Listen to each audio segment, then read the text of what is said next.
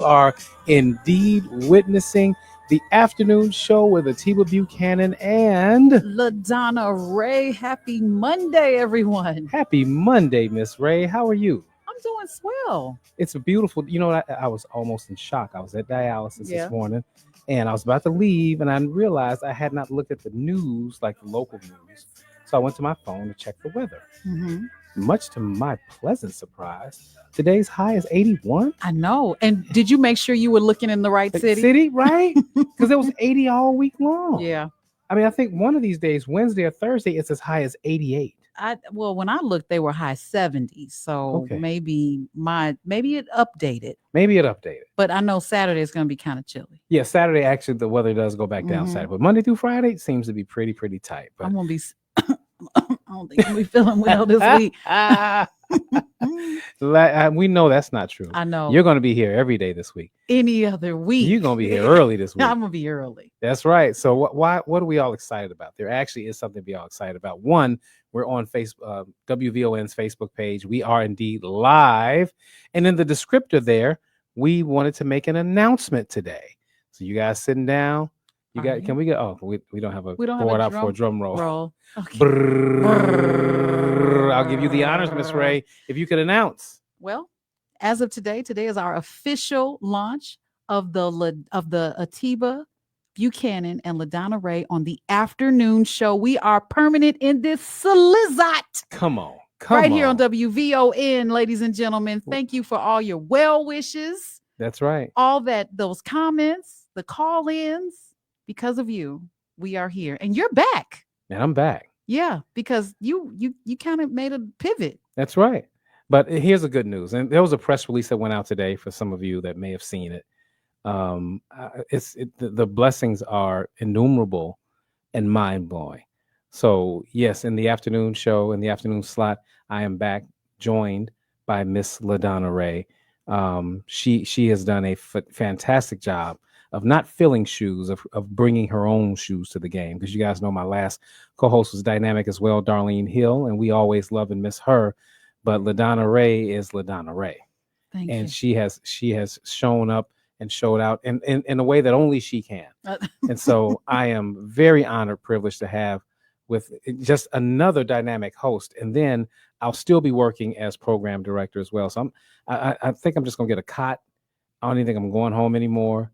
And I'll just be here, I'll go home on the weekends. But the good thing about the WVON family is that we all work together. Yes. So I don't think that you'll be that overwhelmed. You're going to be overwhelmed, yes, but you're going to be able to handle it because this is where you have been appointed to. Hey. I couldn't have a better program director. Thank you very much for saying that. And I genuinely could not have a better co-host. So, guys, we are so excited. Beyond that, it was Mother's Day weekend. Mm-hmm. Did you enjoy your Mother's Day? I did. I saw you yesterday. But before that, we had a church service yesterday, Destiny Changers Christian Fellowship. She was clean. And so she was church clean. The only kind of clean that you don't think she was on a job interview. You don't think, no, there's no confusing this with anything other than she literally had on her Sunday best. Well, it was Mother's Day. Yes. But I have some pictures posted on my social media. Those of you that are on Facebook, you'll be able to find me on LaDonna Raeh. And I rarely post my children, but I did post them. I think they're old enough to be posted now, but they're taller than me. But it was a beautiful, amazing day. It started, my kids got me this amazing gift. We went out to eat. They wanted to treat. So guess where we went? Where y'all go? They asked me where I wanted to go. Now I wanted to go. I know where I wanted to go. You want to go to Red Lobster? No, not particularly. Cheesy biscuits. No, I would go to Cheetong, or I'd like to list some Black restaurants, but I just don't have any in my neighborhood. Mm-hmm. However, I told them, you know what? Let's just grab a Big Mac. Because I'm a Big Mac. No, I'm just kidding. And we did. We got some McDonald's. They were surprised, but they know I usually pick stuff that they want to do. Yeah. So, and then we had a photo shoot, you and I. That's right. We had a photo shoot. It was fantastic in preparation for this announcement. Yes. And the photos will be forthcoming. We're going to take our time, get them edited right. And it's going to be a whole thing. I cannot overstate how excited I am. I had a fantastic Mother's Day as well. We celebrated smartly on Saturday. See, that's not smart. Sunday, Yeah, right? That's smart. So Saturday, about 4:00, we went to Pearl's place. Black owned. Right there on 39th in Michigan. Yes. I had breakfast there, but I'd never had dinner. And I got the smothered chicken. Oh, you didn't get the salmon croquettes. Stop. You know I don't like those. Oh, I didn't know you didn't like those. Oh, yeah. No, God, no. And my mom, my little sister loves them. I do too. Nothing makes her happier. And not everyone can make them. But what did you have? I had the smothered chicken, which was greens and. Did you have a dressing? I'm waiting on that. I tasted it. I didn't get it. Okay. So my uncle, he was there. Yeah. And I let him be the guinea pig. And he got the dressing, and it was okay. Okay. But we have an obscenely high dressing standard for dressing. I do too. Right. And so I don't expect many restaurants to be able to keep pace with what I expect for that. The last restaurant that did has been closed for years, which was Gladys's. Right. And Army and Lou's. And yeah. So I was trying to recreate my Gladys's experience, which is why I got the smothered chicken. Because they got those, the biscuits are very legitimate at Pearl's place. And the smothered chicken was excellent. It wasn't Gladys's excellent, but it was really, really good. Yeah. And I would definitely go back. But it was a great time. It was, it just reminds us, because I hadn't seen my family like that in a long time. All of my aunts were there. One of my 2 uncles were there. And so it was really nice for all of us to be out and about on a joyous occasion. And my grandmother, 87 years old, she was there. And not just there, but her energy level was through the roof. I couldn't believe how well she was getting around. And it was really just a beautiful, love-filled day. And then yesterday, with the exception of the photo shoot, I pretty much relaxed and took it easy. And I love getting that rest on the Sabbath. It was great. See, after I left you for the photo shoot, I had to hightail out to my mom's. She lives so far away. But we made it. You made it. It's like you need to take a nap before you go and get there. But yeah, we made it out there and we had a really good time. And I'm just so grateful that I can still drive up to her door or pick up the phone and call her, because a lot of my friends cannot do that. That's right. It's a blessing, and you don't take it for granted. Right. I love that. I do, because that's a long drive. Yeah. I'll FaceTime her. I'm gonna be real. Well, let's do this, guys. It's 3:17, and we want to start with new habits, new show, new habits. Yeah, right. We're gonna hit this break right on time. Again, we are on WVON's Facebook page. Give us a comment, give us a like, give us a share.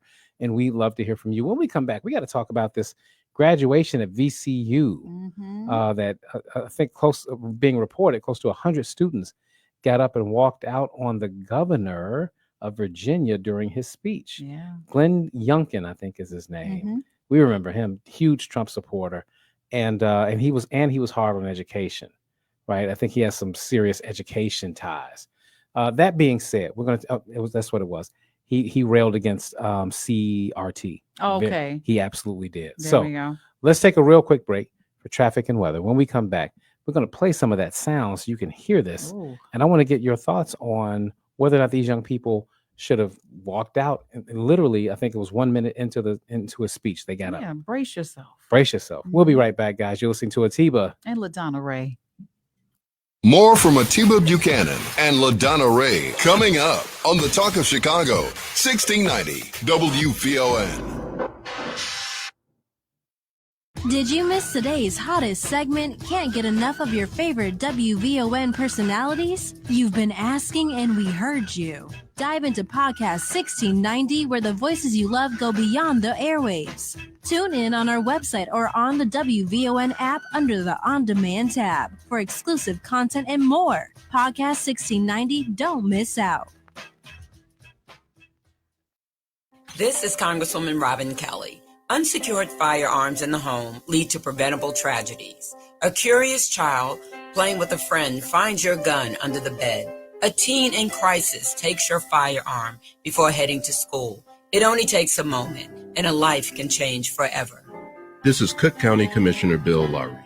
Every year, nearly 360 children unintentionally shoot themselves or someone else. Teens living in homes with unsecured guns are 4 times more likely to die by suicide.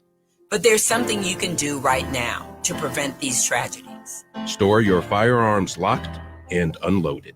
Protect your children. Safe storage of your firearm can save lives. WVON cares. Don't miss Him, a deeply moving and powerful tribute to male friendship set on Chicago's South Side. Director Ron O.J. Parson leads a powerhouse cast and creative team at Chicago Shakespeare Theater as they take a look at love, faith, and all of life's beautiful complexities. Begins April 29th. Tickets at chicagoshakes.com. I'm still going for it, even with higher stroke risk from atrial fibrillation and a regular heartbeat not caused by a heart valve problem. Over a 3-year study, Eliquis apixaban tablets reduced stroke risk better than warfarin, and over 97% of Eliquis patients did not experience a stroke. A first stroke occurred in 2.9% of warfarin patients versus 2.3% of Eliquis patients. Don't stop taking prescription Eliquis without asking your doctor. It may increase your stroke risk. Eliquis can cause serious and in rare cases fatal bleeding. Don't take Eliquis if you have an artificial heart valve, abnormal bleeding, or antiphospholipid syndrome. While taking, you may bruise more easily or take longer for bleeding to stop. A spinal injection while on Eliquis increases risk of blood clots, which may cause paralysis, the inability to move. Get medical help right away for unexpected bleeding, unusual bruising, or tingling, numbness, or muscle weakness. Medications such as aspirin products, NSAIDs, SSRIs, SNRIs, and blood thinners may increase bleeding risk. Tell your doctor about all planned medical or dental procedures. Learn more at Eliquis.com or call 1-855-ELIQUIS. Hey, it's Cleopatra Draper. Join me for the Midday Show weekdays at 9 a.m. where we'll sip and spill all the tea. Do you want it hot or cold? Either way, we're serving up the flavor of the day. Weekdays at 9 a.m. right here on the station giving you what's now and what's next. 1690 WVON. This report is brought to you by Lowe's. Get great deals all month long when you shop Black Friday every day at Lowe's. Buy one DeWalt 24-volt Max 4-tool combo kit. Get 2 select tools free. Valid through 11/22 while supplies last. Selection varies by location. WVON traffic and weather now. Good Monday afternoon, Chicago. I'm Logan Page, and here is your traffic update. In Ryan downtown, the 95th stop and go traffic, 29 minutes. I-57, Ryan to I-80, no delays, 14 minutes. Bishop Ward, Ryan to I-80, 94, no delays, 12 minutes. Stevenson to South Lakeshore Drive to the Tri-State, slow traffic, 41 minutes. Eisenhower, Wolftoe Post Office, please be cautious. There is an accident with injuries. Eisenhower before Laramie Avenue, 42 minutes. Kennedy downtown to O'Hare, solid traffic, an hour and 12 minutes. And Edens, Montrose, Lake Cook, smooth sailing, 14 minutes. Your weather for today, Chicago. More clouds, late rain, high of 78 and a low of 58. Tomorrow, scattered storms, high of 76 and a low of 57. It's currently 74 degrees and partly cloudy. I'm Logan Page, and that's your traffic and weather update on WVON 1690. Now back to Atiba Buchanan and LaDonna Raeh on the Talk of Chicago, 1690 WVON.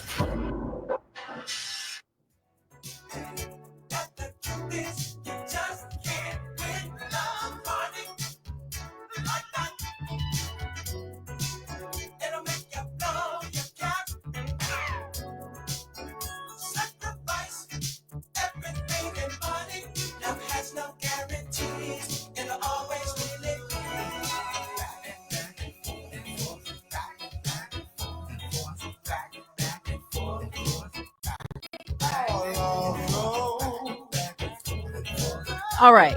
If you haven't seen Him by Ron O.J. Parson, come see it with Matt McGill on Thursday, May 15th at 7:30 p.m.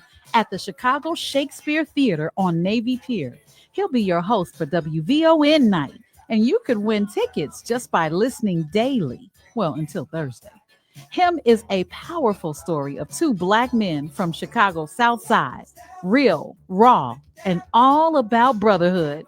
Use your promo code WVON20 to get 20% off up to 4 tickets. Visit chicagoshakes.com. That's chicagoshakes.com. Or call 312-591-5600. That's WVON20 at chicagoshakes.com. Don't miss it. Absolutely. You are joining us on the afternoon show with Atiba Buchanan and LaDonna Raeh. It's 3:24. And again, we're coming off the heels of Mother's Day. And there was a lot going on this weekend. But I'm going to read straight from this byline from U.S. News. VCU students walk out of Governor Glenn Youngkin's commencement speech. And this is as of today, May 12th. This is out of Fox News. Dozens of graduating students walked out of Virginia Commonwealth University, also known as VCU, on Saturday after Governor Glenn Youngkin took the stage to deliver a commencement address.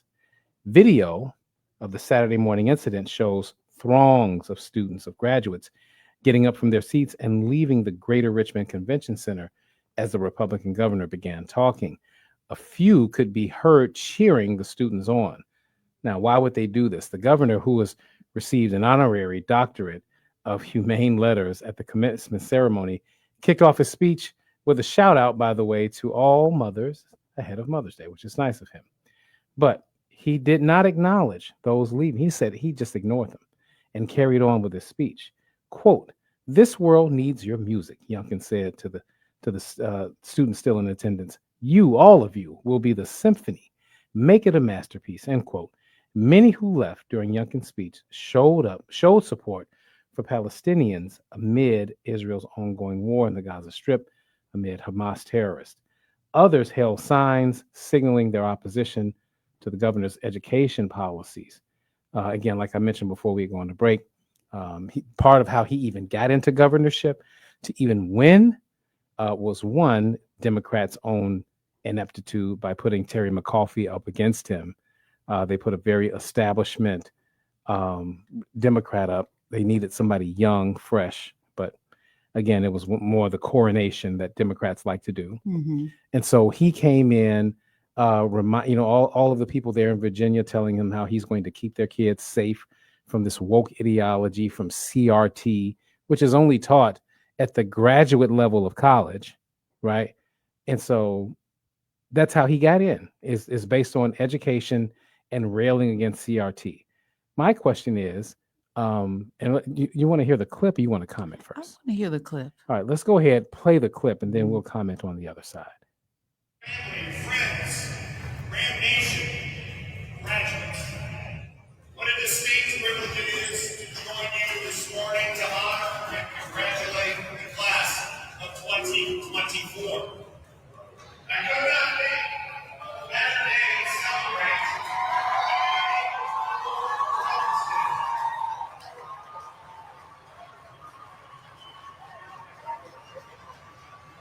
And it is on this day before Mother's Day where we recognize the many mothers who are here graduating, and of course the many mothers who are in pride. We all want to simply say thank you. Thank you for your love. Thank you for your family, friends, Ram Nation. All right, so what you kind of heard there, and I'm sorry you don't have the benefit of seeing the video, because you saw it was very, very steady stream of individuals in their cap and gowns. That's why it was so striking. Mm-hmm. He was barely a minute into that speech before they were leaving, and you could hear the audience. It's kind of hard to discern, were they cheering for something he said or were they cheering the people on for leaving? Right. I don't know. I can't say definitively, but it certainly feels like could have been a little bit of both. Could have been a little bit of both. Mm-hmm. I agree with you, but I guess your thoughts initially, LaDonna Raeh, on individuals kind of usurping their graduation to take a stand and make a point. Okay, I know that again. Send all hate mail to Atiba at WVON.com. But seriously, I think that we can do so much more than walk out of a graduation. You're still going to graduate whether you walk out, go across the stage or not, but you've prepared for this day. And I understand the power of protest. I understand that. But what that does is that brings awareness to a message. Okay. That protesting brings awareness to whatever it is you're protesting, but the situation still stands. What's the next move? Now what? Now that we've walked out of graduation, we've gotten all dressed up, makeup, hair, shoes, whatever. We have now walked out to be a part of a predetermined protest. They knew they were going to walk out because they knew he was going to speak. So there has to be a follow-up move because of this. That's my stance. Understood. We're coming up on 3:30. Lori Smith has been kind enough to link the video in the chat here on the Facebook live stream. Hey, that's my job, Lori. Yeah, she's all over it. She's helping us out. Yes. Right. So we appreciate that, Lori Smith. Everyone, please go ahead. Brother Wall said, Atiba, give Kimberly 3 hours on Saturday. What a great suggestion. He's talking about Kimberly E. Goen. As you guys well know, Brother Wall, she was here, I think 3 days last week. And she was a godsend. Yes. Every time that she was here. So she is still very much WVON family, and we will be utilizing her enormous gifts as much as we can. And the minute that we're able to allow her or allot her something stable, I promise you, Brother Wall, we will. She is at the top of our list as she deserves to be. But I got some thoughts on the other side. I give you this, Miss Rae. You are nothing if not consistent. That's true. That's true, right? Mm-hmm. Yep. So that is right on par with your critique and criticism that you had for Jalen Hurts and the other Philadelphia Eagles that would not go to the White House. And so what that really means is we about to argue. Mm-hmm. So, that's fine. I'm ready. Ding! Guys, give us a call. 773. On our first day? First day, exactly. 773-591-1690. Should these young people have walked out, or should they have stayed and worked the ceremony out as normal? We would love to hear from you. You're listening to Afternoons with Atiba and LaDonna Raeh, AM 1690. We'll be right back.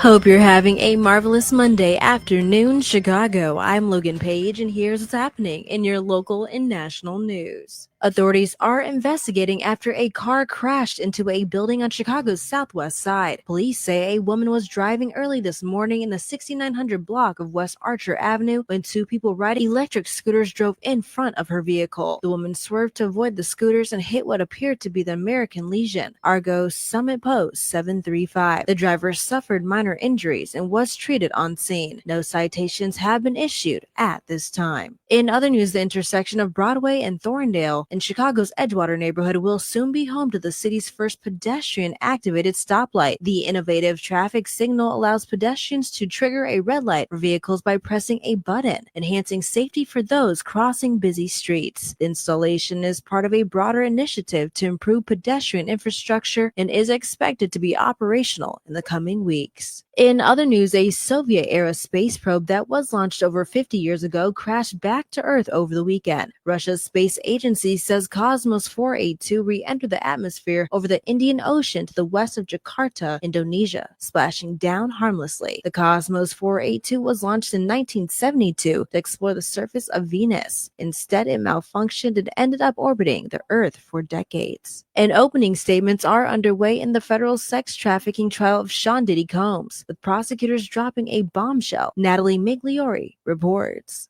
Federal prosecutors allege Diddy planned to hunt down and kill the man his ex-girlfriend, R&B artist Cassie Ventura, was dating at the time. It comes as prosecutors plan to show an explosive video of Diddy brutally beating Cassie, who is 17 years younger than him, at a Los Angeles hotel in 2016. The prosecution says Diddy used his success to build a positive public persona, but abused his wealth to force women into drug-fueled sexual acts called freak-offs. Cassie is supposed to be a key witness for the prosecution, as Diddy lawyers claim his relationships were consensual. I'm Natalie Migliori, NBC News Radio. I'm Logan Page, and that's what's happening in your news now on WVON 1690. Catch Reverend Al Sharpton online at WVON.com or on the WVON app. Just click the Al Sharpton banner. Tune in every day at 12 noon for your daily dose. And if you miss it, catch the overnight replay from midnight to 3 a.m. We're keeping it real with Al Sharpton on WVON 1690. Tell everybody, Reverend Al told you personally, keep it real. Keep it real. Whatever you do, keep it real. To my tea sippers and coffee drinkers, join me, your favorite millennial, Cleopatra Draper, for a special show in tribute to the legend, the lyrical genius and musical icon, Stephen Hardaway Morris, better known to us and the world as Stevie Wonder. We'll hop a PJ and jet set to KJLH and pay homage and celebrate his life on the Midday Show. See you at 9 a.m. You don't want to miss our fire show.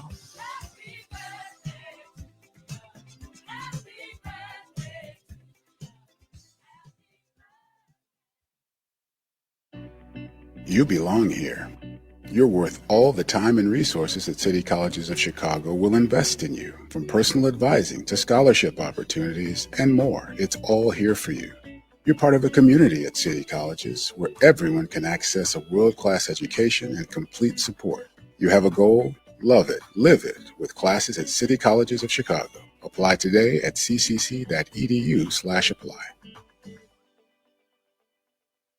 Tune into the Woodstock Report. At Woodstock Institute, we are dedicated to advancing economic justice and racial equity within financial systems through research and advocacy. As a national leader, Woodstock Institute advocates for financial access on all fronts, from mortgage access to capping consumer loans. Their vision is clear, making a difference in communities nationwide. Stay informed with the latest research and policy initiatives. Join them in increasing financial access for all. Visit woodstockinst.org.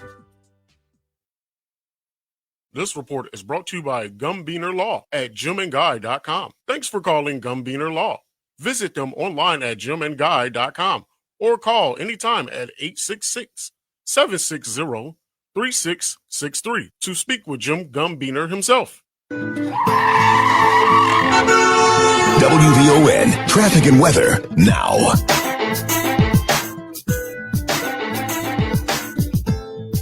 Good Monday afternoon, Chicago. I'm Logan Page, and here is your traffic update. In Ryan downtown to 95th, 28 minutes slow traffic. I-57 Ryan to I-80, no delays, 14 minutes. Bishop Ford Ryan to I-80, 94 all is well, 12 minutes. Stevenson to South Lakeshore Drive to the Tri-State stop and go traffic, 36 minutes. Eisenhower Wolf Toe Post Office slow go, 42 minutes. Kennedy downtown to O'Hare solid traffic, an hour and 2 minutes. And Eden's Montrose Lake Cook smooth sailing, 14 minutes. Your weather for today, Chicago, more clouds. Late rain, high of 78 and a low of 58. Tomorrow, scattered storms, high of 76 and a low of 57. It's currently 74 degrees and partly cloudy. I'm Logan Page, and that's your traffic and weather update on WVON 1690. Now back to Atiba Buchanan and LaDonna Raeh on the Talk of Chicago, 1690 WVON.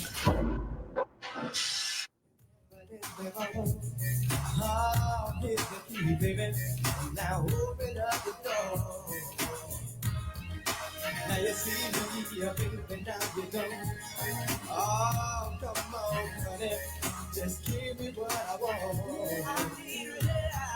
I love you, I feel so good inside. You may try to run, but you just can't hide. Welcome back to WVON 1690, the Talk of Chicago. You are listening to the afternoon show with Atiba Buchanan and LaDonna Raeh, and we are talking about the VCU graduates that decided to have a protest by walking out during the commencement address that was given by the governor. And Atiba, you played the clip. I listened to it. You know, there's all kinds of alternative ways that they possibly could have gotten their message across. But what are your thoughts? Because I just want to get an understanding as to how you see this. Sure.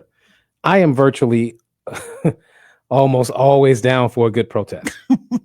Period. So, yeah. I just am. I just am. You just want to argue. Yes. But I'm ready to, whatever it takes to illuminate issues, whatever it takes to remind people like Glenn Youngkin, people who are in power, and I don't care who the governor is, be it J.B. Pritzker, whomever, people in power need to be reminded that when they do things, when they behave atypically, that there's going to be an atypical response. And I don't want to normalize behavior that is abnormal. Governor Youngkin, in my estimation, that's abnormal behavior. The way that he is going after education, the way that he has mischaracterized CRT to play on people's worst fears that ultimately results in Black folks not being promoted, ultimately results in Black folks not being considered, ultimately results in Black books not being read, Black literature not being taught. Absolutely. And that's not even getting into his support of genocide in the Gaza Strip. So that being said, graduation or not, to your salient point, they're going to graduate either way. Right. So you may as well go out. You may as well go out with your integrity intact, right? And if you feel moved to do that, then by all means, I would utterly support it. They didn't yell, they didn't curse, they didn't disrupt. All they did was get up and quietly walked out. And we just there is no way to protest right. If you go out making a bunch of noise, you're wrong. If you go out quietly, you're wrong. Ultimately, people like Glenn Youngkin, all they want you to do is be quiet and normalize their behavior. And I am not here for that. So I support these students 100%.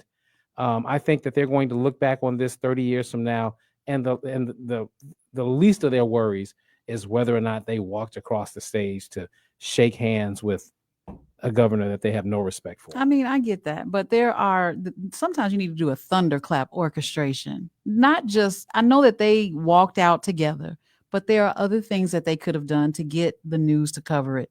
Number one, put messaging on the ground. I mean, you can take chalk and make a message pop so that the cameras are focused highly on what you're trying to say.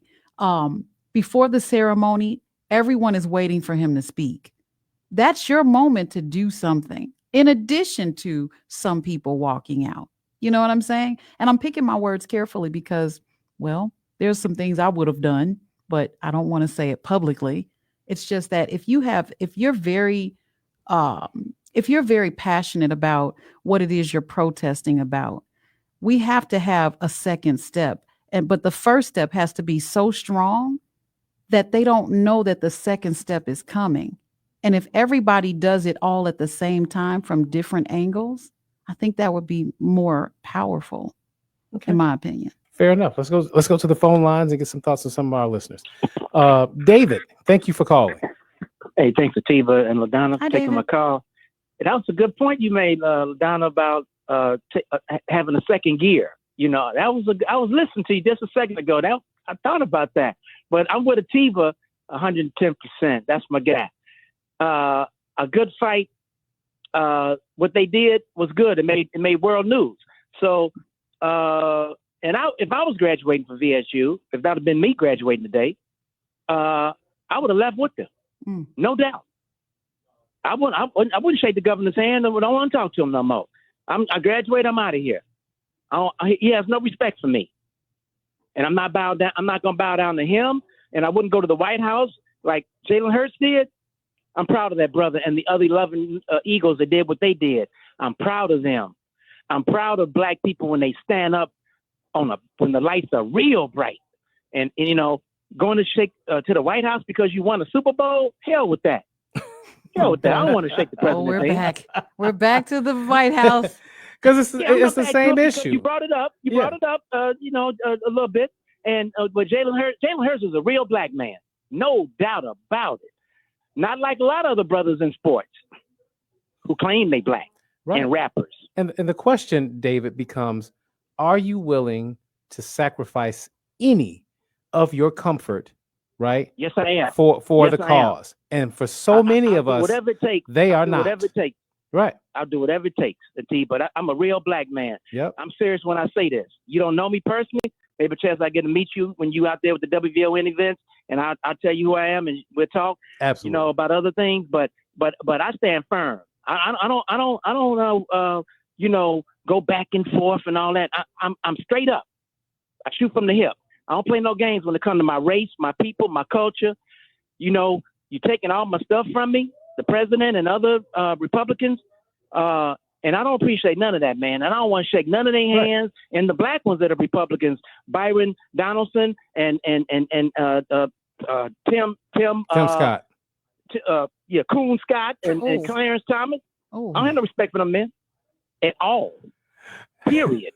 Thank you so much for that, Brother Dave. We got to leave it there, but we still got time. We still got time. Brother Art, Hey, we would Art. love to know your thoughts before the break. Yes, what's going on, young people? Hey. I'm with the sister. To me, the things that we protest and all other stuff, I think is more so of the same old, same old. 105 days ago, you looked out your windows with the same foolishness going on in your own community. The biggest protest and statements that should have been made for Black people is protests against other Black men and women that's destroying and tearing up your communities. Businesses are shutting down downtown, your own neighborhoods. You can't function. We should be protesting to rebuild and re-strengthen the Black family, protesting, stopping murdering and killing one another, shaking hands and all other stuff. I mean, I wouldn't, if I was a West now, I don't care. You ain't hurting my pocket. I'm gonna still go home, drive that nice car, still gonna have that good job, and my white children, my white family, and my white community is still gonna be good. But when you go home, your community is gonna look the exact same way because your focus is not on rebuilding and re-strengthening the Black community. It's not on rebuilding and teaching young men and women to get married, take care of family, rebuilding in terms of investing in our community, generational wealth, treating our women better, men taking care of their children, women allowing men to do that. See, we on the Democrat and Republican party stuff, and I want to point my finger and say I'm mad at you, and I don't like you no more. That's childish. While y'all playing checkers, they playing chess. They still gonna live good. They still gonna live good. Forget them poor white folks who are hurting. But you and your community is going to look the exact same way. If you look at the picture 105 days ago, you look at it now, it's the same exact picture. Start taking care of your community. I leave with that and end what now? Focus on rebuilding and re-strengthening the Black family, starting with the Creator on down. Thanks, All Art. right. Did you want to respond to anything you've heard? No, Art, I was the Art whisperer yesterday. I made a post on Facebook and all I thought about was Art and talking about strengthening the Black family. But now I know we're talking about college graduates and they may not be in those positions just yet. But again, if we keep doing the same old thing, we're going to get the same results and we have to have that next move. I keep saying it. I'm not going to say it anymore, but I've got some ideas and I'll list them when we come back from the break. Well, I got some stuff when we come back from the break too. What you got? I want to respond to Art, and again, in the macro, I agree with him. I agree with him 100% on the emphasis on rebuilding the Black family. I agree with that. I lived my life that way, and I see the benefits of it to this day with grown children at 27 and 24. They're doing fantastic, and even through a divorce, our family unit is still there. You're still family. Still family. Yeah. That said, we're talking about, to your point, college graduates, right? These are young kids, young people. I won't call them kids. These are young people that have graduated college. They're going out into the world to be everything that you're talking about. How can we speak into their lives what's going to happen and how their communities are going to look the same way? How can in this moment of their graduation, they still graduate. They're just using this moment to think about something bigger than themselves. We hear that these young people today don't care anything about but themselves. They don't care they can't think about self-sacrifice for the good or betterment of anyone else. And here they are being the epitome of that at 22 and 23 years old. And all we can do is, again, criticize them because they didn't do it right, or because they didn't because what Art didn't say was he was against protesting. He didn't like what they were protesting about. And we can't pick and choose what motivates people, right? We can't do that, but we can honor and respect them for making the choice that they made, the selfless choice that they made concerning their life. And in my estimation, that's my opinion. And so my thing is, again, these are college graduates. These are people who have been doing the right thing for at least the past 4 or 5 years, if not all their life. And they are not part of the problem, but they are part of the solution. Definitely. So I just think that I think we can find a different way to frame how we talk about them. But let's do this. Let's take a break. for traffic and weather. Brother Chris, we see you holding 773-591-1690. We'll be right back. More from Atiba Buchanan and LaDonna Raeh coming up on the Talk of Chicago, 1690 WVON. Purchase a 7x Bingo Multiplier instant ticket from at Illinois Lottery and play with purpose. Over $1.2 million has been raised to help support the United Negro College Fund educational scholarships in Illinois. Purchase one today to raise even more. Be smart, play smart. Must be 18 years or older to play. Game odds available at IllinoisLottery.com. This month on VON TV, we're turning up the volume on voices that move us. In My Own Words, a visual podcast series with Corey Sames, makes its debut on VON TV, taking you behind the headlines and into the hearts of Chicagoland's most influential leaders. Then, on May 9th, Mother, Sister in the Wild, a stunning celebration of womanhood and wilderness. 5 women venture into the Arctic Circle, finding strength, healing, and unbreakable bonds in the wild. I had a guy friend, this guy that I was dating, and he was like, what do women still need to fight for? And I was like, you have a daughter, so please tell me, is there nothing in the world like that you wouldn't want better for your daughter? Right. He's like, what glass ceiling? It's okay for somebody to tell, but he had a little daughter that he loved, she's funky and she's outdoorsy and sports. It's like there's no barriers that you wouldn't want to be removed for your daughter. And we're just getting started. Stay tuned for even more powerful stories and features throughout the month. VON TV is easy to watch on Roku, Amazon Fire, Apple TV Plus, the WVON app, or at VON.tv. VON TV, for the culture, by the culture. Chicago, this is Maticus the Black Spartan, and WVON is proud to be the official radio partner of the Chicago Blues Festival starting June 5th through the 8th. The fun starts on Thursday, June 5th, and WVON has got your tickets for a night of blues, fun, and legends. Join me and WVON Sir Henry as we kick off the Chicago Blues Festival at the iconic Ramova Theater, 3518 South Halsted, with the legendary Bobby Rush. She's a good one. And Chicago's own Billy Branch.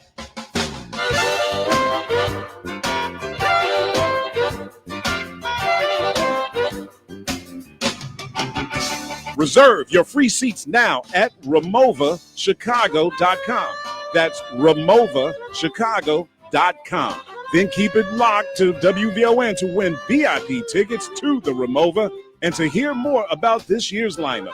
I'll see you at the Ramova Thursday, June 5th at the kickoff, the 2025 Chicago Blues Festival. The Chicago Blues Festival is brought to you by Mayor Brandon Johnson and D-Case, the Department of Cultural Affairs and Special Events. Down home blues, down home blues. All she wanna do is go down home blues all night long. Acclaim is pouring in for him at Chicago Shakespeare Theater at Navy Pier. Staged by legendary director Ron O.J. Parson, this soul-affirming story of brotherhood set on the South Side gets 4 stars from Chicago Sun-Times. It punches way above its weight, featuring 2 exceptional actors at peak excellence. Splash Magazine calls it outstanding, and Chicago Tribune proclaims it celebrates African-American friendship, a show about finally finding someone who has your back. Hurry, him must close May 25th. Tickets at chicagoshakes.com.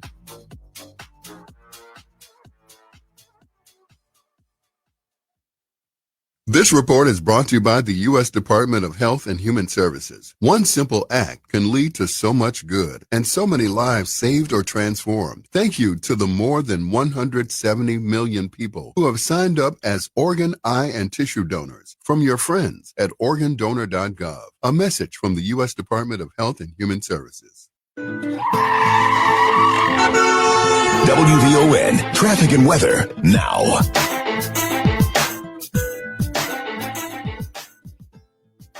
Good Monday afternoon, Chicago. I'm Logan Page, and here is your traffic update in Ryan downtown and 95th. Slow traffic, 34 minutes. I-57, Ryan I-80, all is well, 15 minutes. Bishop Ford, Ryan I-80, 94, 13 minutes, no delays. Stevenson to South Lakeshore Drive to the Tri-State, stop and go traffic, 39 minutes. Eisenhower, Wolftoe Post Office, stop and go traffic, 48 minutes. Kennedy downtown to O'Hare, solid traffic, an hour and 15 minutes. In Edens, Montrose, Slay Cooks, Move Sailing, 14 minutes. Your weather for today, Chicago, more clouds, late rain, high of 78 and a low of 58. Scattered storms tomorrow, high of 76 and a low of 57. It's currently 74 degrees and partly cloudy. I'm Logan Page, and that's your traffic and weather update on WVON 1690. Now back to Atiba Buchanan and LaDonna Raeh on the Talk of Chicago, 1690 WVON.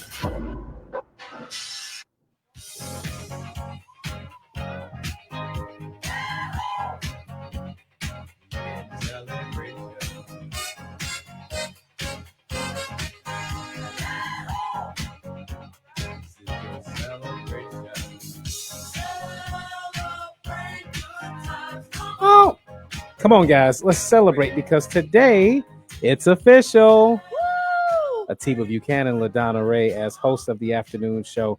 And I want to just piggyback on just your gratitude earlier. We have received just an overflow of support over the past month or so. And it has really, really meant a lot. It has really meant a lot. And it has inspired us. You know, we really desire to bring you guys the best, most informative, entertaining show that we can do. And so, and most of all, we cannot do this show without you guys. You make it what it is. So real quick, on that note, if you could let the audience know what's up with the songs today. Oh, so these songs are about celebrating. Like for instance, Happy Days. I remember when I first heard that, I was so inspired to whatever it was, be happy about it. That's right. But the playlist is about celebration and being happy and being a blessing to the masses and being blessed. So it's not, there's one Christian song in there. But other than that, I just look at this as a blessing. Yes, indeed. These microphones are not easy, people. They are not. Especially if, well, I'm not going to take up too much time, but I'm just thinking in terms of knowing what you can say and holding back what you can't say, but still saying it in a way that you can say it, if that makes sense. I go through that all day long. Yeah. Because if it was just me talking in a room. Well, there's decorum and there's etiquette and there's rules and there's so many rules. Right, all those things apply. And I learn them as I go. So yeah. I don't want to be that person. Well, you are doing a great job. So now, getting back to the rules of graduation. Should you be able to get up and leave if that's what you so desire to do for the point of protesting? And LaDonna and I fall on different sides of this issue, which we often do. And I promise you guys, it's very organic. She is truly being herself. I am truly being myself, and I think that's part of why this works. But what say you? We got a few Facebook comments. You mind reading a couple? Absolutely. So we've got, let's see, Facebook is lit. Yes, it is. Al Hubbard says unity was shown. I appreciate that, Al, because and that's they did make. I mean, if it was like 6 of them got up, that'd be one thing. But this was being reported as close to 100 people, and a graduating class can't be any more than a few hundred. So great job, guys. Go ahead. And then Morris Jones said the walkout was a continuation of their protest. The individuals who walked out probably did not vote for him. Absolutely. I doubt that they would. And then Joy says the Europeans will only have power until their time ends, when Jesus returns to take them down. Then we'll be back at the top again with power. Very interesting perspective. It is. I don't know if I want to wait that long. Well, it doesn't have to be that long. Because you know what? I went to church Sunday and he may come back like a thief in the night, right? And those that are in power are appointed even by God himself. So watch out, y'all. Yeah, indeed. Brother Chris. Hey, Brother Chris. Your thoughts. Happy Monday, my good family. Shout out to the WVON family. Happy belated Mother's Day, Miss LaDonna Raeh. Thank you, sir. And Good afternoon, Mr. Atiba. Good afternoon, I'll sir. say this. Art made some salient points. Art stated what the black community was not. He didn't say what the black community is. We're not a monolith as a people. And freedom, First Amendment also includes freedom of expression. Those young folks showed, in the sense of Dr. King, is never a wrong time to do the right thing. And they showed, morals and not to go along just to get along.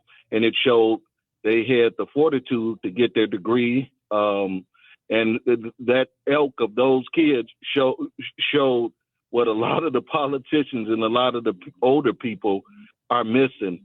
And we can't have the lack of perfect not to get something done. But what those young people showed, that's a very good sign, going forward. Yeah, absolutely. So you're inspired by what you saw. Brother Chris? Okay, I guess we lost Brother Chris. That's fine, but great points. Great points. Listen, guys, we're going to hit this break right on time. It is straight up at 4:00, but we'll continue this conversation. Lewis, Taylor, Tony, we want all of your thoughts, and there's more phone lines open, 773-591-1690. You're listening to Atiba and LaDonna Raeh. I love the way you say your name. Do you? I like how you say it. Thank you very much. All right, guys, we'll be right back. All right.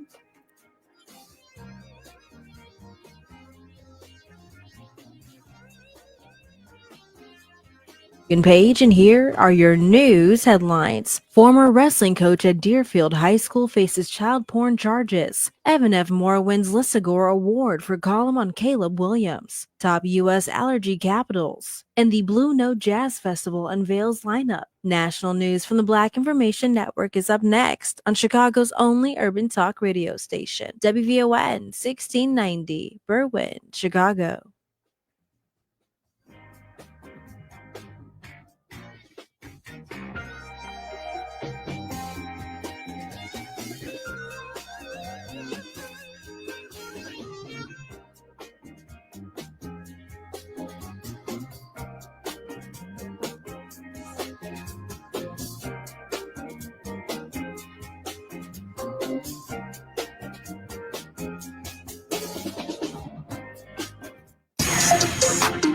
I'm Kevin Brown on your home for 24/7 News, the Black Information Network.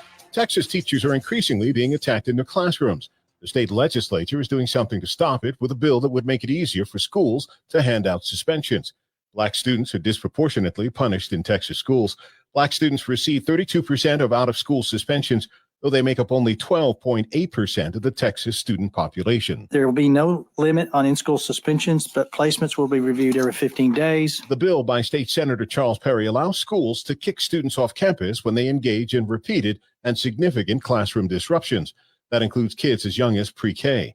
A report from the Teacher Vacancy Task Force says there's been a spike in student violence since COVID. The jurors in Florida who convicted a man of first-degree murder are making a life or death decision.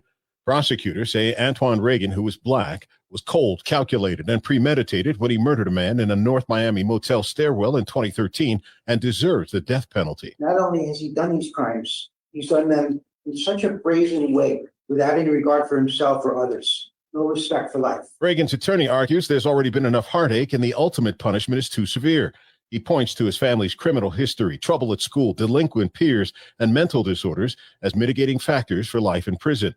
He also says surveillance video showing Reagan skipping from the murder proves his childlike mentality. A group of 49 white South Africans, including families and children, departed for the United States under a refugee program initiated by the Trump administration. The administration fast-tracked their applications, citing alleged racial discrimination against Afrikaners in South Africa. The South African government denies these claims, stating that Afrikaners are economically privileged and not persecuted.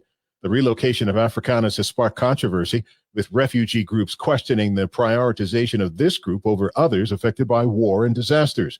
The Trump administration has criticized South Africa on various fronts, including cutting funding over alleged anti-American foreign policy stances. Black Texas Democrat Representative Jasmine Crockett stated on the radio show that Democratic donors are seeking the safest white boy as their presidential candidate in 2028 due to a fear of losing with a female candidate. Crockett criticized the party's reluctance to support women candidates, suggesting a preference for a white male nominee for electability. She claimed to have insider knowledge of donors backing a specific candidate who is not a black person or a woman.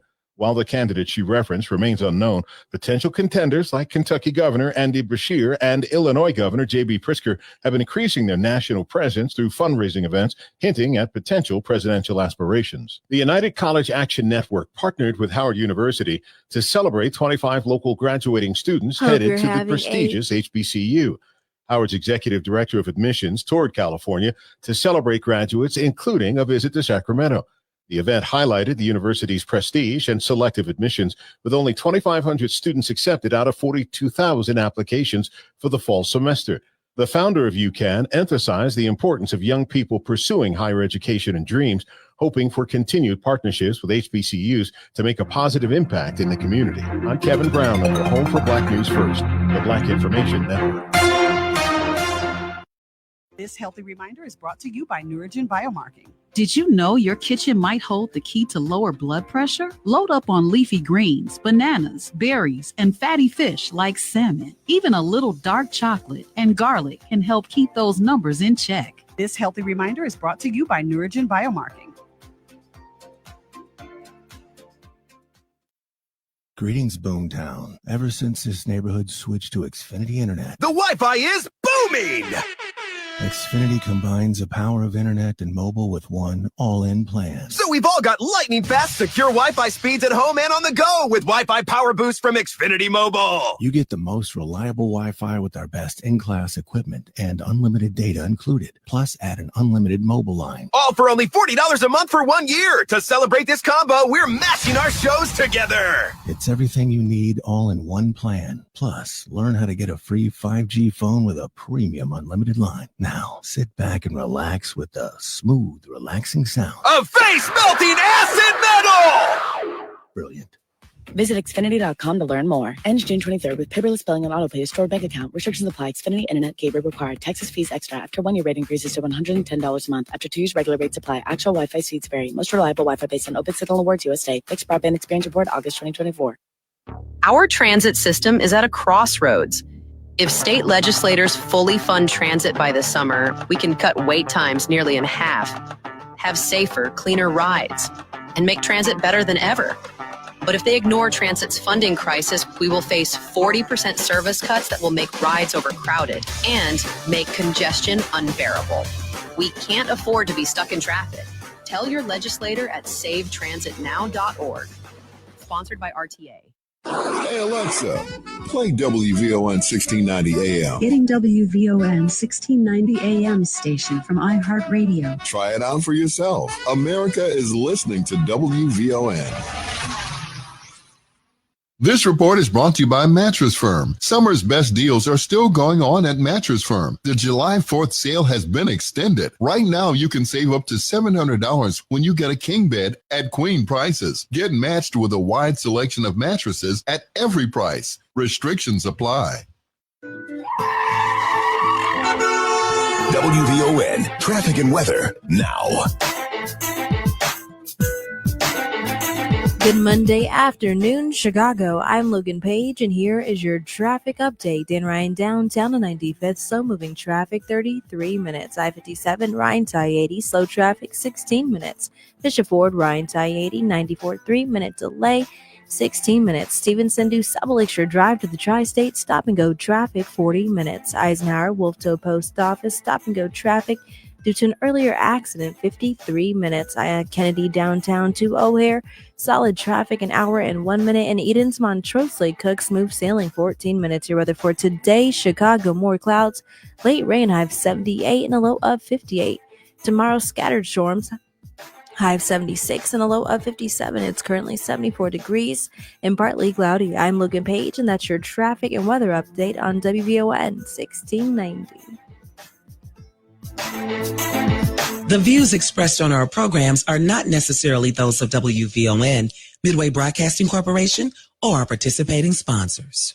From the Xfinity Studios at WVON, it's Atiba Buchanan and LaDonna Raeh on Chicago's Essential Storyteller, 1690 WVON. Bouncing up alright now. If you've ever been held down before, I know you refuse to be held down anymore. Don't you let nothing stand in your way. I want y'all to listen to every word I say, every word I say. Ain't no stopping us now. We're on the move. Hey, that's the best part. Yes. You are listening to Atiba Buchanan and LaDonna Raeh. We're having a fantastic time. We're so honored and humbled to be with you today on WVON. We appreciate all of your Facebook comments and calls and participation. Joy hit me back. She says, Atiba, it's prophecy, and God gave man a time to rule. The Europeans are the last to reign. Prophecy has to be fulfilled.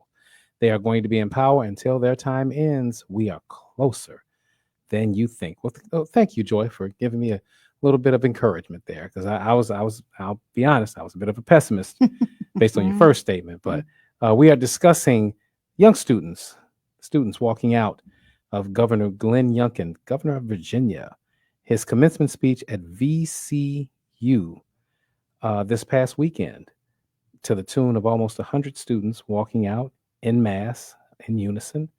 Again, they walked out by what we can see by the video, all accounts, very quietly. They did not appear to desire to disrupt, but other than to make their point known that they did not agree, were not in lockstep with, and were not accepting of the message, many messages by this particular governor. I will, for one, support not just their right to do it, but their decision to do it. I think, again, I think what Brother Chris said, there's no wrong time to do the right thing. And I cannot overstate this enough. We cannot allow these people to keep doing these abnormal things and then normalizing it as if it is okay. Everyone should have had a sign that said, this is not normal. That would be great. Oh, yeah. This is not normal. Mm-hmm. So let's get back to the phone calls. We got Lewis on line 2. Good afternoon, Atiba and LaDonna, and congratulations. Thank you. Okay. There's 2 words that come to my mind: social media. Okay, just like you were showing what had happened, everybody else is seeing it too. But we saw this play out before. I don't know if it was Harvard or Yale, where they got up and they walked out. And then as a result of it, the students were placed on a do not hire list, on the do not hire list. And so there's a way, to do it like LaDonna said, but that's not the way to do it, And if you want to change the system, you got to at least get in the system to change the culture. Or what they could have did was they could have just waited until after the graduation and then did a protest. Right now, they're protesting right now in these colleges out here. And you see what they're doing, how the government is reacting to it and how the schools are reacting to it, And so there's a way, you can do it where you can, be an activist outside, or you can run against them on the outside, But don't throw 4 years of your life away like that, and then you're gonna have that debt too, that student loan debt. Education had a word for education is discipline, and they went to school for 4 years and they threw it away in one day. Well, they didn't. It's not specified that they threw it away. This has happened before. You were correct, where they were put on a do not hire list. But these students, it has not been confirmed that that's what's going to happen to them. I hope not, just because of what they're standing for. But and I want to basically go over what they're actually protesting. One of the reasons that they're protesting is the anti-DEI stance. So any diversity, equity, and inclusion repealing or removal from any of the corporations, and the push for that's what they were protesting against.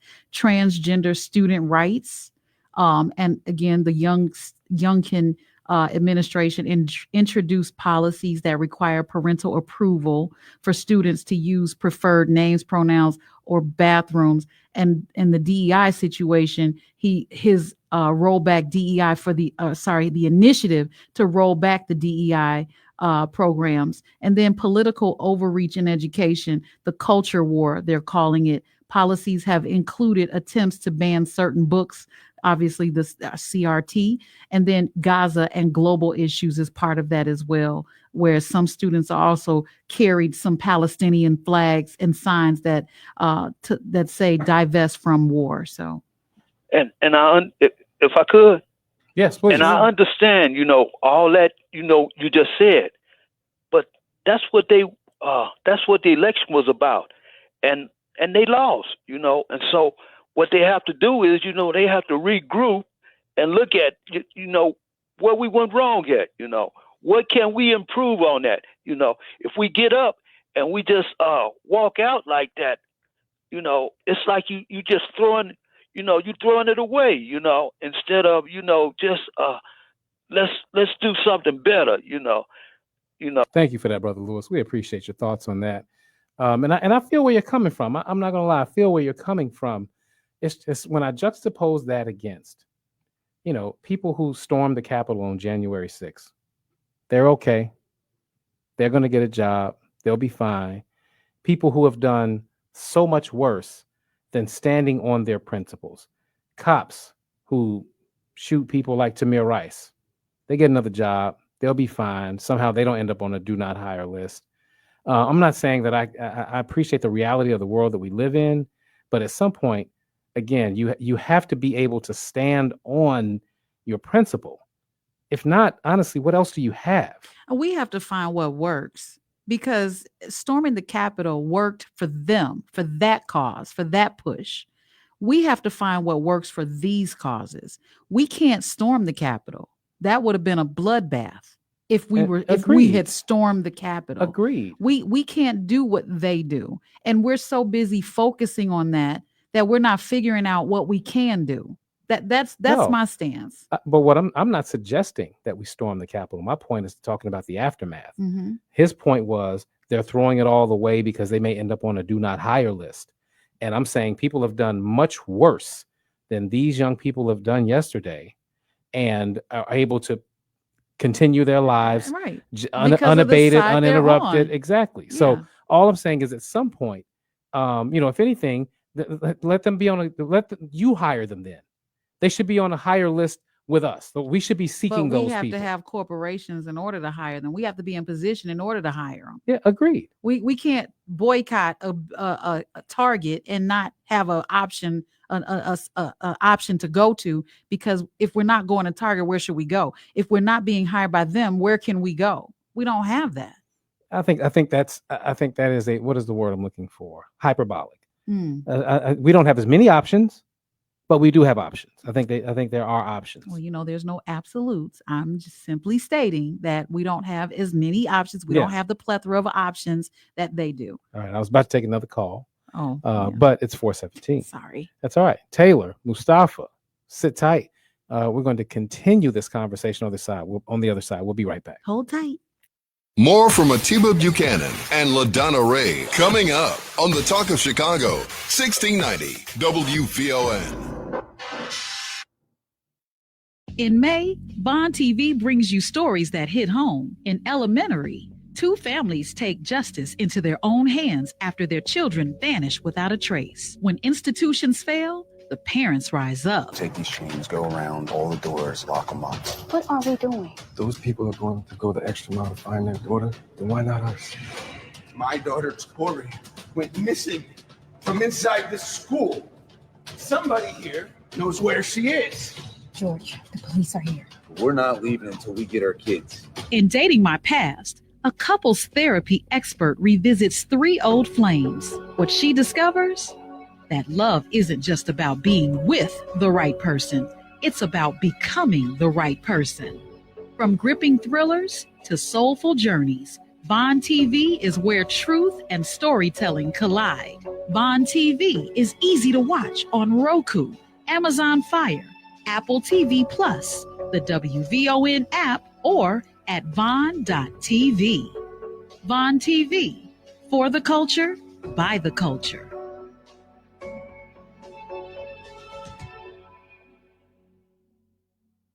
Did you miss today's hottest segment? Can't get enough of your favorite WVON personalities? You've been asking and we heard you. Dive into podcast 1690 where the voices you love go beyond the airwaves. Tune in on our website or on the WVON app under the On Demand tab for exclusive content and more. Podcast 1690, don't miss out. Folks, if you have not seen Ron O.J. Parsons' Him, then see it with me on Thursday, May 15th at 7:30 p.m. We're going to be at the Chicago Shakespeare Theater at Navy Pier. Hey, it's Maddie Matt, and I will be your host for WVON Night. Listen daily to win tickets to Him's WVON Night performance and use the special WVON promo code to get up to 4 tickets at 20% off. Him, a powerful story of 2 black men from Chicago's South Side dealing with life. It's a tribute to male friendship. Him, playing now. Get tickets at chicagoshakes.com. Your promo code for WVON Night Thursday, May 15th is WVON20. That's WVON20. See you there.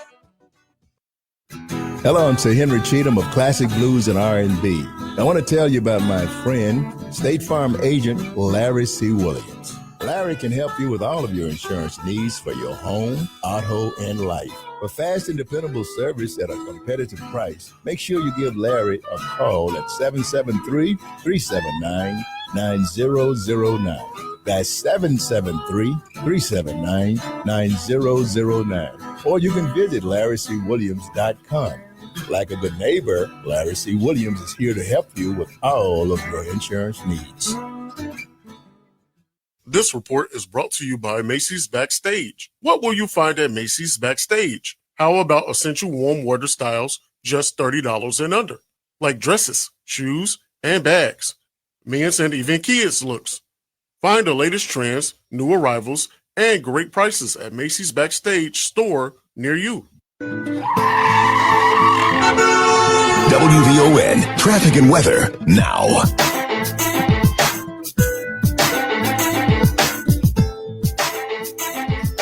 Good Monday afternoon, Chicago. I'm Logan Page, and here is your traffic update. In Ryan downtown 95th, stop and go traffic.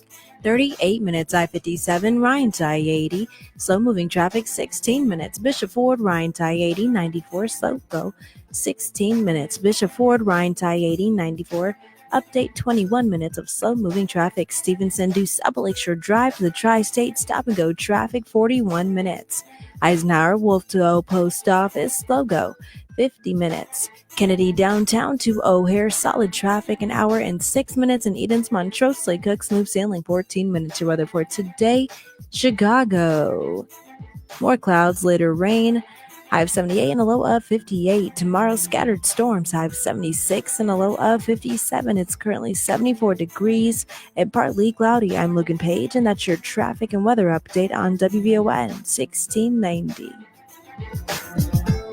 Now back to Atiba Buchanan and LaDonna Raeh on the Talk of Chicago, 1690 WVON. Bears heavy on my mind. Then I look at you, and the world's all right with me.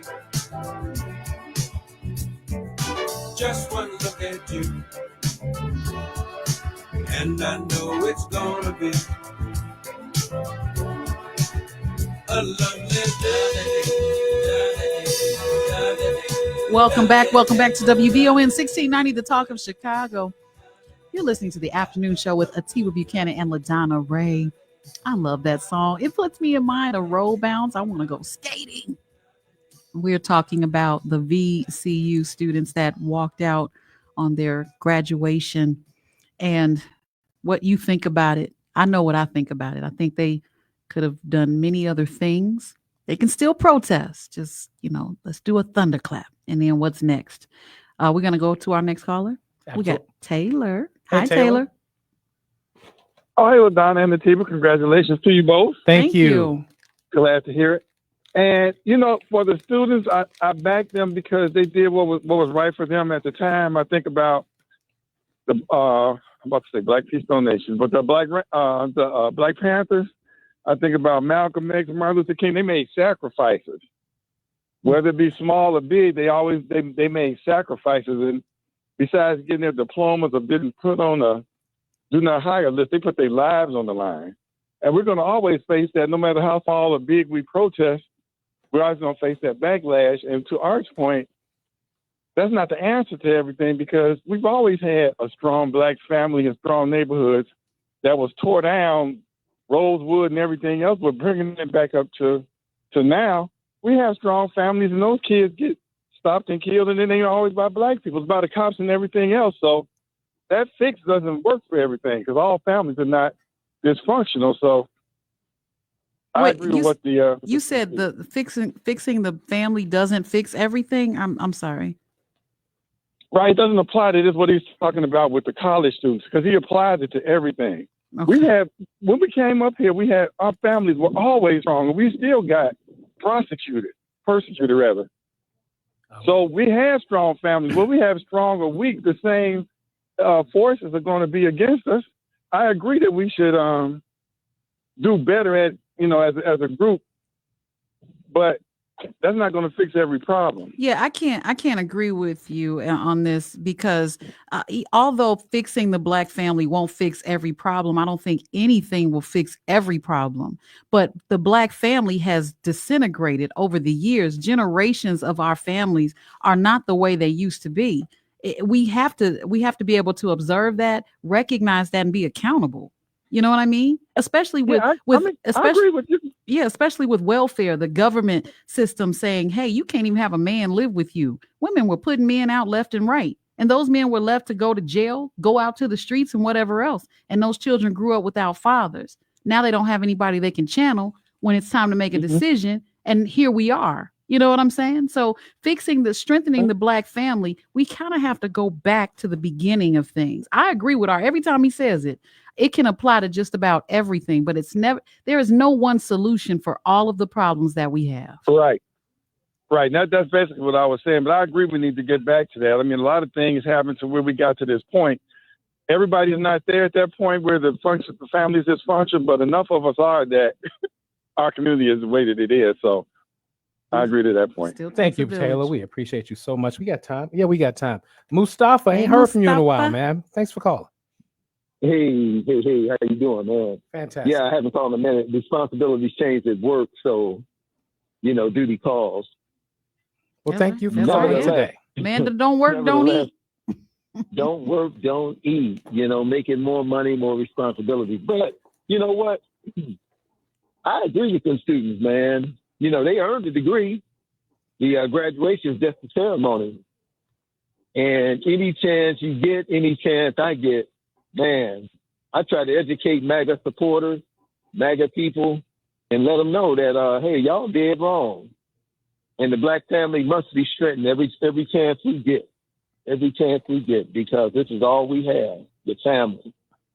Let me ask you this question. Thank you for taking my call. Yes, sir. Do you think that Black people graduating college is a step in the right direction of strengthening the Black family? Yes, absolutely. Yeah. Thank you. Thank you so much for that, Mustafa. That was my only point. These kids are headed in the right direction. And let's be careful about how we frame what we're talking about specifically with these young people. They are our next generation. They are our next leaders. And they're coming into the game with a college degree behind them. I don't think anybody said that them going to college was the problem. Are you specifying that them going to college is not part of the solution? No, in Art's original framing, the way that I perceived, the way that that I took what he said it was about less. It was as if they were a part of the problem by protesting. And all I'm saying is, no, they're actually part of the solution. These are not, they're not just out there making noise for no reason.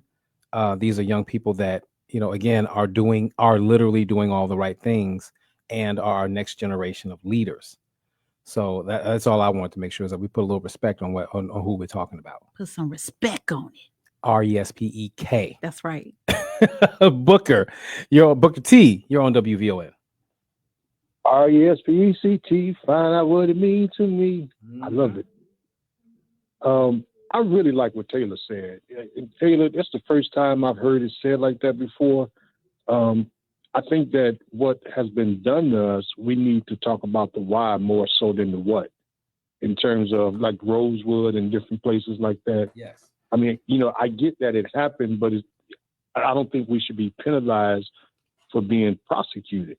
I think we need to kind of decipher what happened to us and figure out how to get back. We didn't burn our own towns down, and if that was, if they were criminally charged with it, then we would have been compensated for what was taken. But like Brother Taylor said, we came here as our families together. And I think Sister LaDonna mentioned about the brother not being able to be inside the house because of the welfare.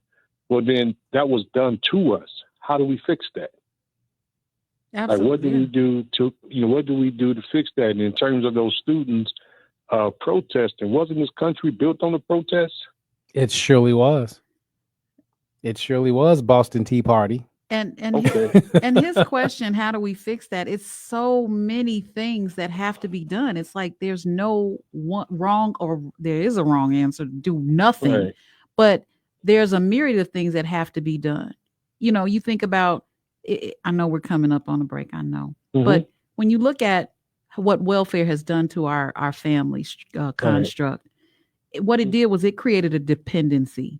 It said, listen, I can take care of your health needs, your food needs, your cash needs, your rent even, but you cannot have that man in that house. And we were the only ones. Did they do that at the end of the race? They did not. They did not have. Hold on. Hold on. That was the rule for everybody, right? But that was a general rule. But we were mostly impacted because they came to our house. They made sure you couldn't have shoes behind the curtains. Okay, but because of this, we sent our men packing, and we depended on the government, which is another way to me, depending on the white man, depending on them to take care of our issues and only give us just enough. Just enough, and not want to deviate from that, not want more, not and condition you to not want more or go out and get more, because you couldn't even go to school if you were getting food stamps. I saw Claudine. You sure right. That was in Claudine with James Earl Jones and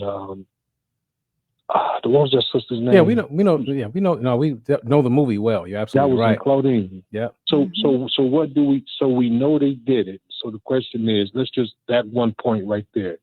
How can we repair that part? Because we know they did it to us. So what do we do now? Loving this conversation. Thank you for that, Booker T. But we're 2 minutes over the break, and we have to hit this on time. So it's too late now. But we do have to check in with Ms. Logan to find out what is in the news. She's waving.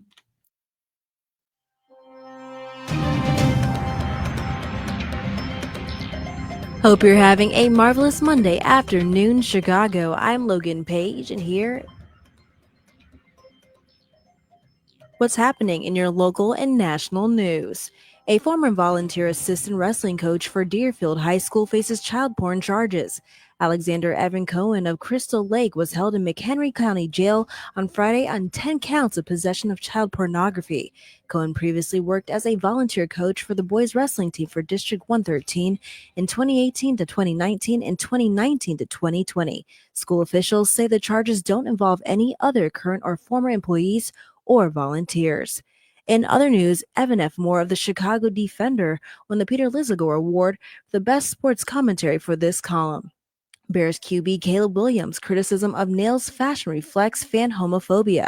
The piece, published in April 2024, critiques the backlash against Williams' personal style, highlighting issues of homophobia and racial double standards in football. The award was presented on May 9th, 2025 at the 48th Annual Lisagor Awards. In other news, the Asthma and Allergy Foundation of America released its annual allergy report, which names the most challenging cities with seasonal allergies. The report focuses on tree, grass, and weed pollen counts through the year, along with other over-the-counter allergy medicine use and the availability of board-certified allergists. This year's report named Wichita, Kansas as the #1 allergy capital for the third year in a row. Rounding out the top 5 is New Orleans, Louisiana, Oklahoma City, Oklahoma, Tulsa, Oklahoma, and Memphis, Tennessee.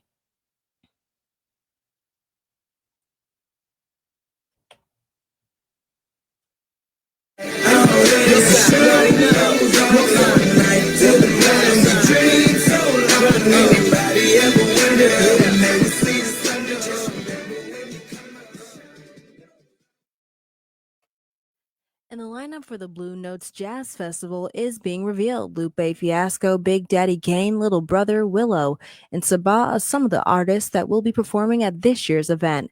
Jazz Meet the Roots and the other act that hasn't been announced yet will headline the festival, which is scheduled to take place from August 29th through the 31st in Napa, California. I'm Logan Page, and that's what's happening in your news now on WVON 1690.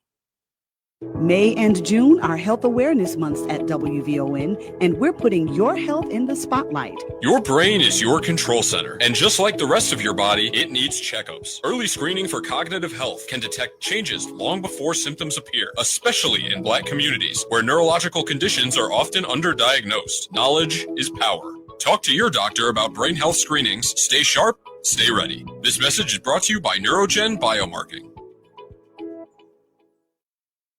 To my tea sippers and coffee drinkers, join me, your favorite millennial, Cleopatra Draper, for a special show in tribute to the legend, the lyrical genius, and musical icon, Steve Lynn Hardaway Morris, better known to us and the world as Stevie Wonder.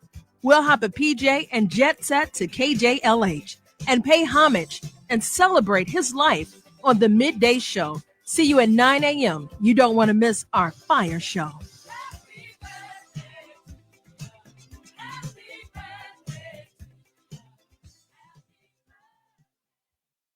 Tune into the Woodstock Report. At Woodstock Institute, we are dedicated to advancing economic justice and racial equity within financial systems through research and advocacy. As a national leader, Woodstock Institute advocates for financial access on all fronts, from mortgage access to capping consumer loans. Their vision is clear, making a difference in communities nationwide. Stay informed with the latest research and policy initiatives. Join them in increasing financial access for all. Visit woodstockinst.org.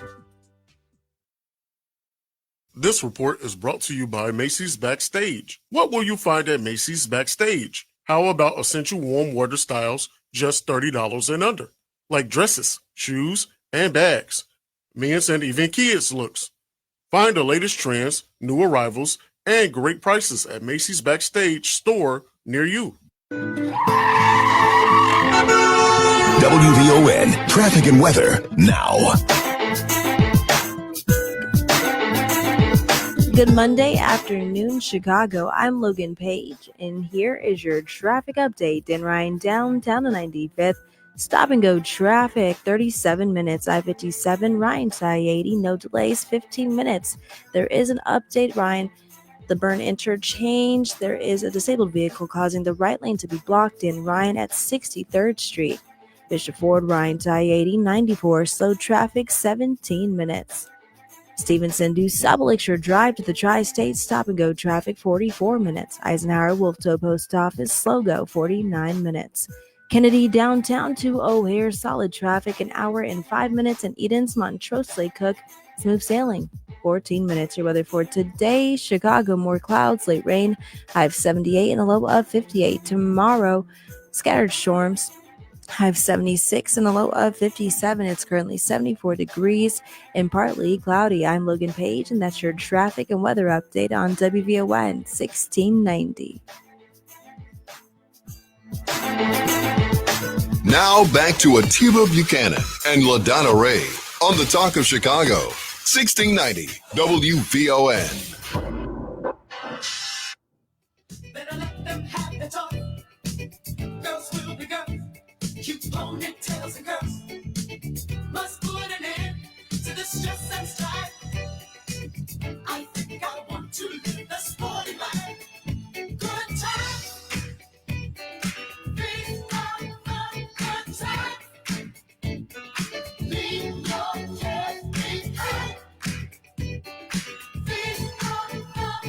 These are the good times, and I'm going to tell you this.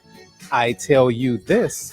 There's a good time to be had this coming Thursday, WVON night at the Chicago Shakespeare Theater on Navy Pier. If you have not seen him, that's not H-I-M, that's H-Y-M-N. I was going to say who? If you have not seen it, by Ron O.J. Parson. He was here earlier today with Cleopatra. He's going to be there Thursday with Matt McGill on a special WVON night at the theater. Listen, you could win tickets just by listening today, but there's plenty of tickets to go around. Him is a powerful story of two black men from Chicago's South Side. It's real, it's raw, and it's all about brotherhood. Use our promo code WVON20 to get 20% off up to 4 tickets. Visit us at chicagoshakes.com or call 312-595-5600. Again, chicagoshakes.com or 312-595-5600. The promo code one more time. That's WVON20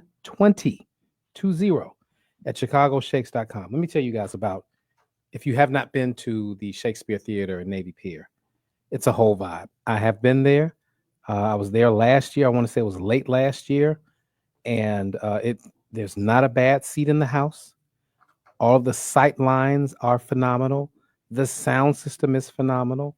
Ron O.J. knows what he is doing. He lives and breathes this theater life.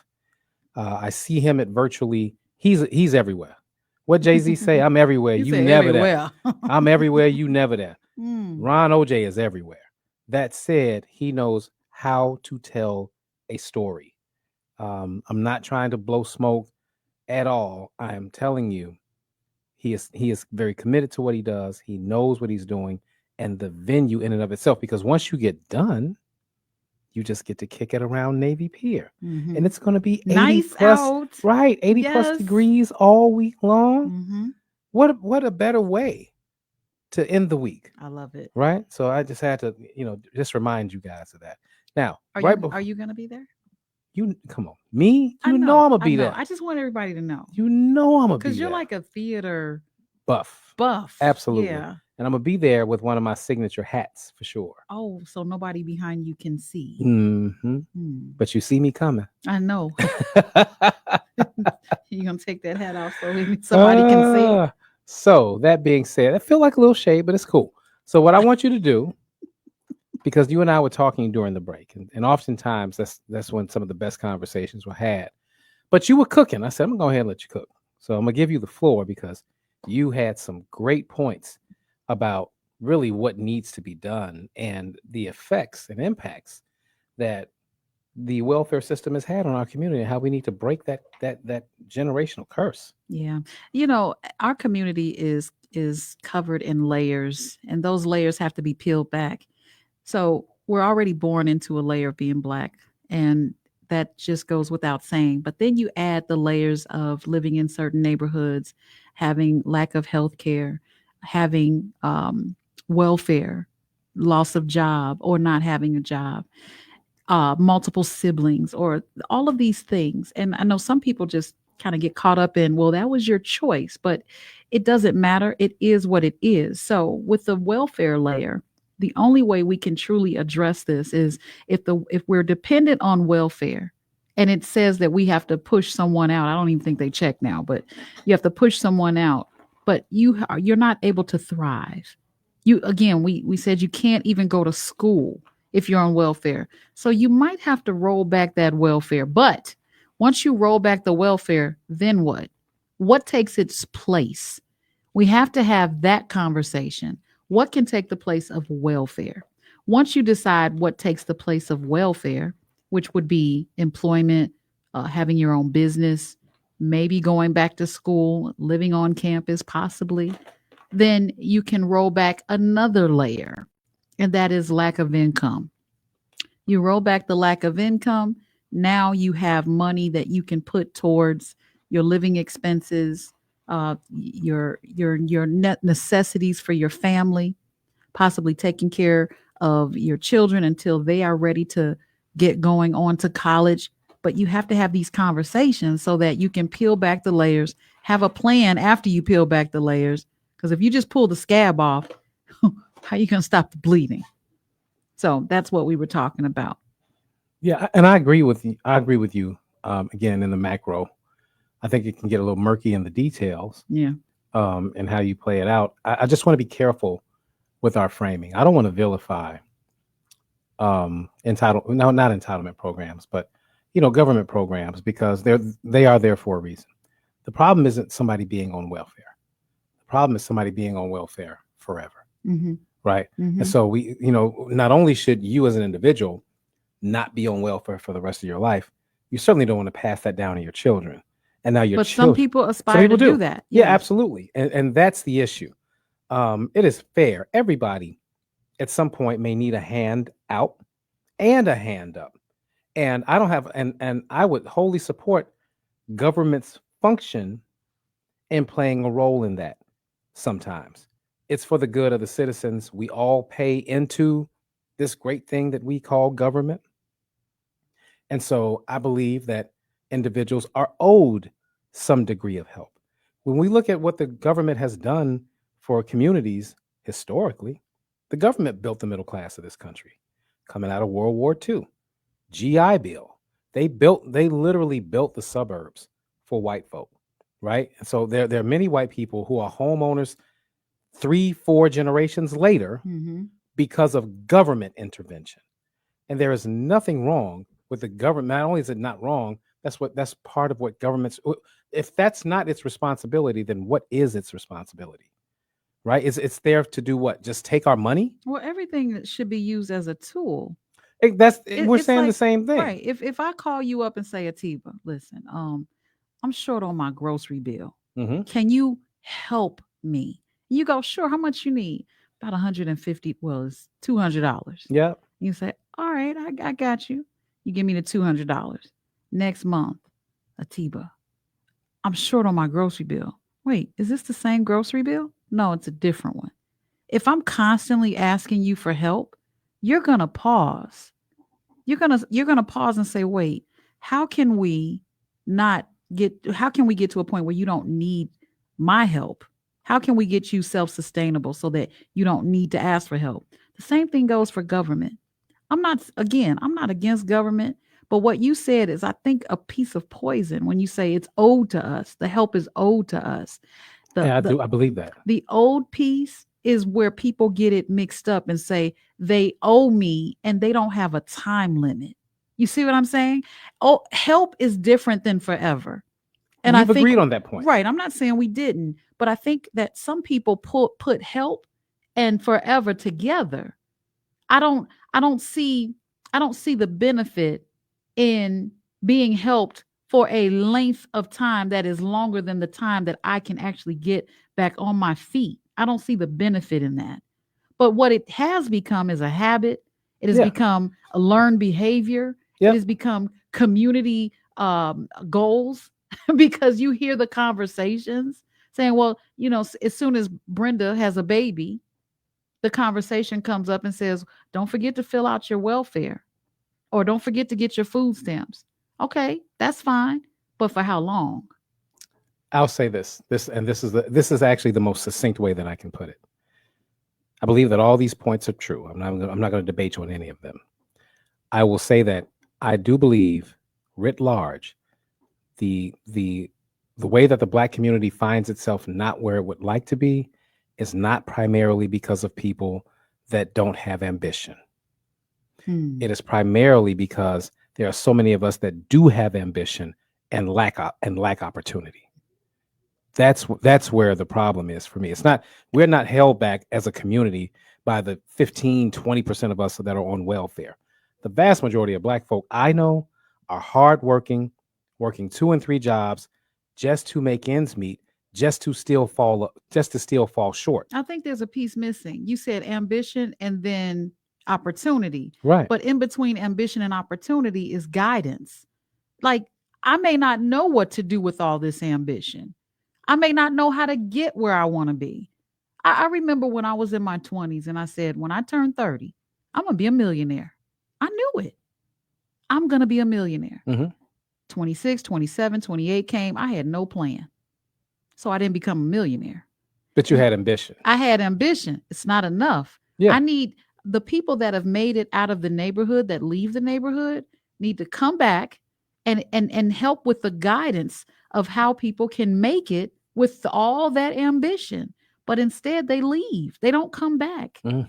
And we don't have people that look like us tell us how we can actually get where we want to be.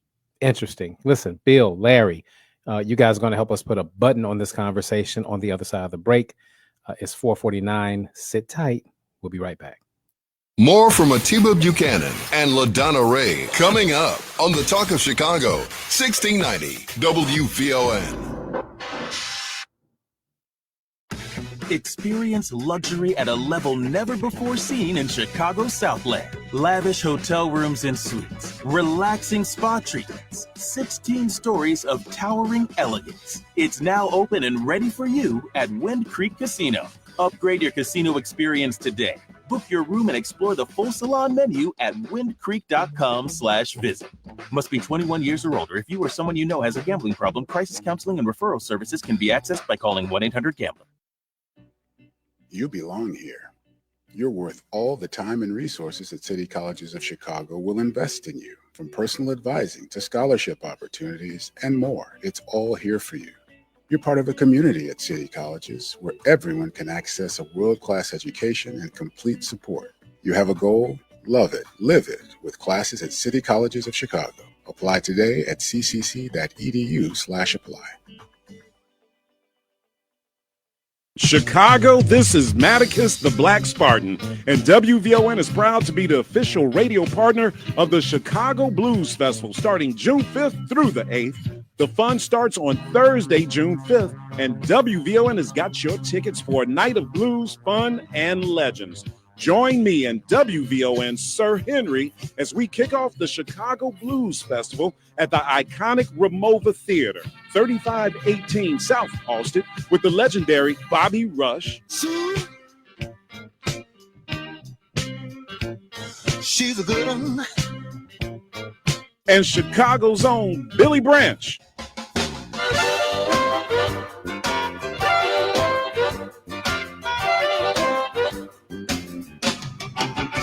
Reserve your free seats now at RamovaChicago.com. That's RamovaChicago.com.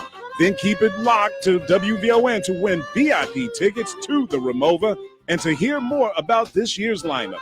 I'll see you at the Ramova Thursday, June 5th at the kickoff, the 2025 Chicago Blues Festival. The Chicago Blues Festival is brought to you by Mayor Brandon Johnson and D-Case, the Department of Cultural Affairs and Special Events. Down home blues, down home blues. All she wanna do is go down home blues all night long. It's the morning show. Rufus and Titus, who would be your Mount Rushmore of R&B music? Now, I hate to put him on this list, but he did make great music. Got to put R. Kelly on there. J.S. Smith said R. Kelly only if there's a prison on Mount Rushmore. Weekday mornings at 6 a.m. on the Talk of Chicago, 1690 WVON.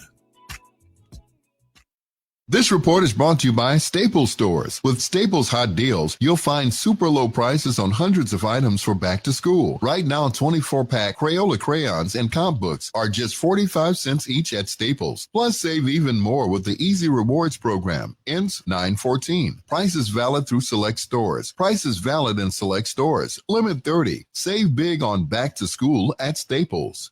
Now back to Atiba Buchanan and LaDonna Raeh on the Talk of Chicago, 1690 WVON. Wherever I choose to go, it won't take me far. I'm living my life like it's golden, living my life like it's golden, living my life like it's golden, living my life like it's golden, living my life like it's golden, golden, living my life like it's golden, living my life like it's golden, living my life like it's golden, living my life like it's golden, living my life like it's golden.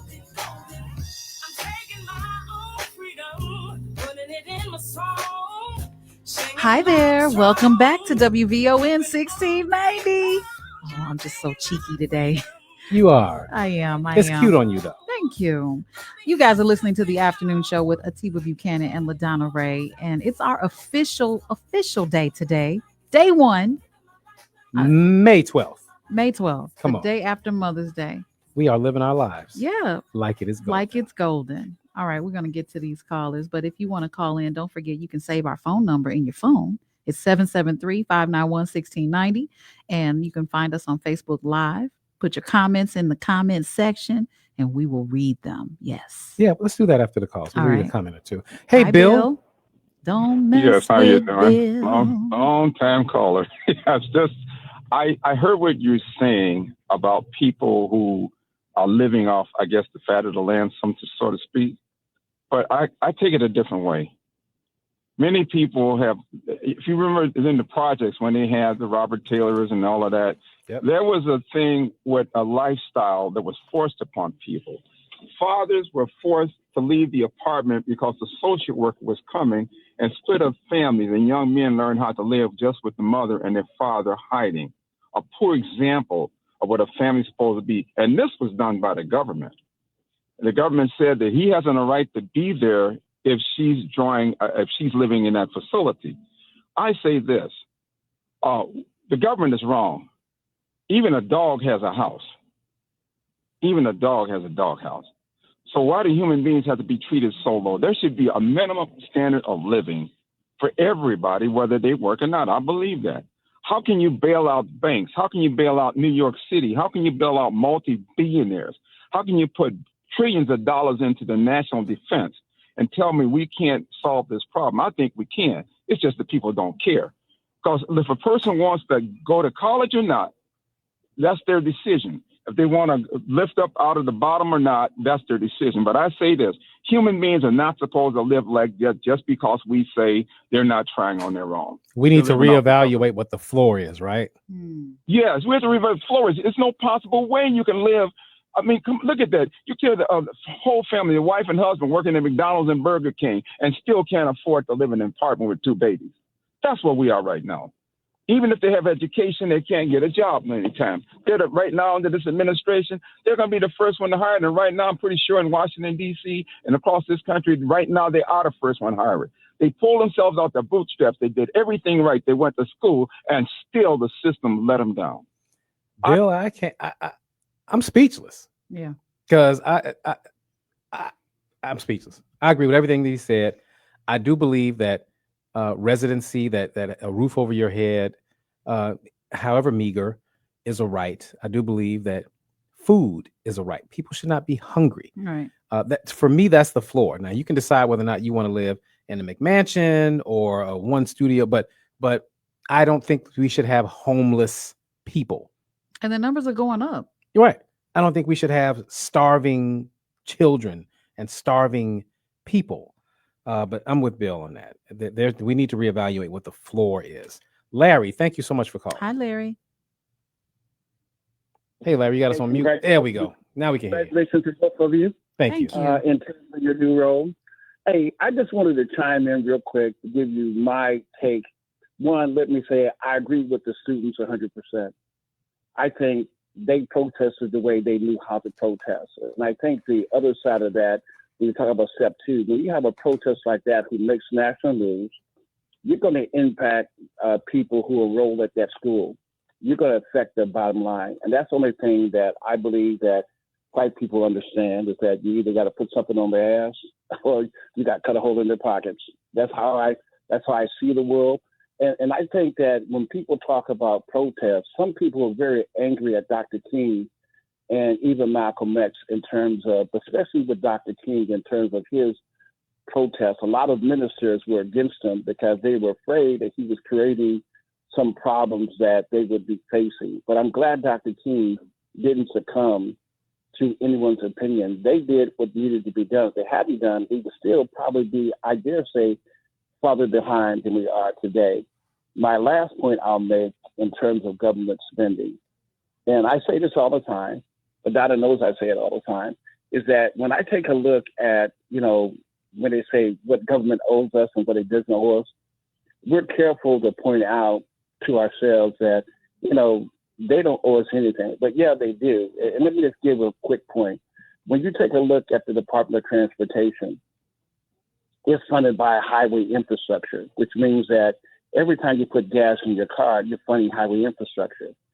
If you were to take a look at our return on investment and the amount of money that we contribute to the transportation fund over the years, they owe us a great deal of resources back as a return on investment.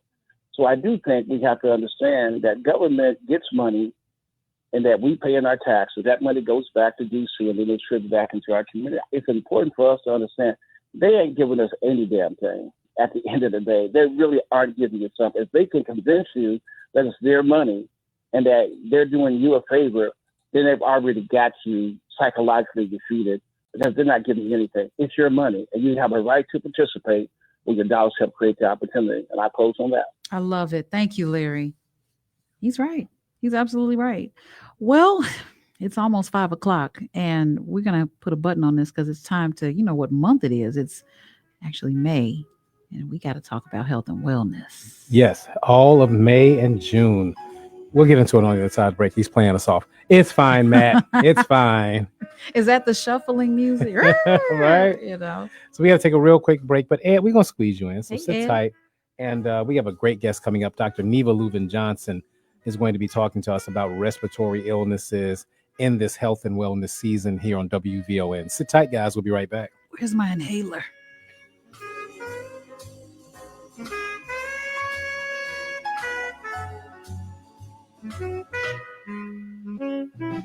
Happy Monday afternoon, Chicago. I'm Logan Page, and here are your news headlines. WVON shifts gears on afternoon show with Buchanan and Raeh. 4 hurt in Bolingbrook crash. Possible shooting on I-90 under investigation. And Iman Shumper wants Tiana Taylor jailed for breaching divorce order. National news from the Black Information Network is up next on Chicago's only urban talk radio station, WVON 1690, Berwyn, Chicago.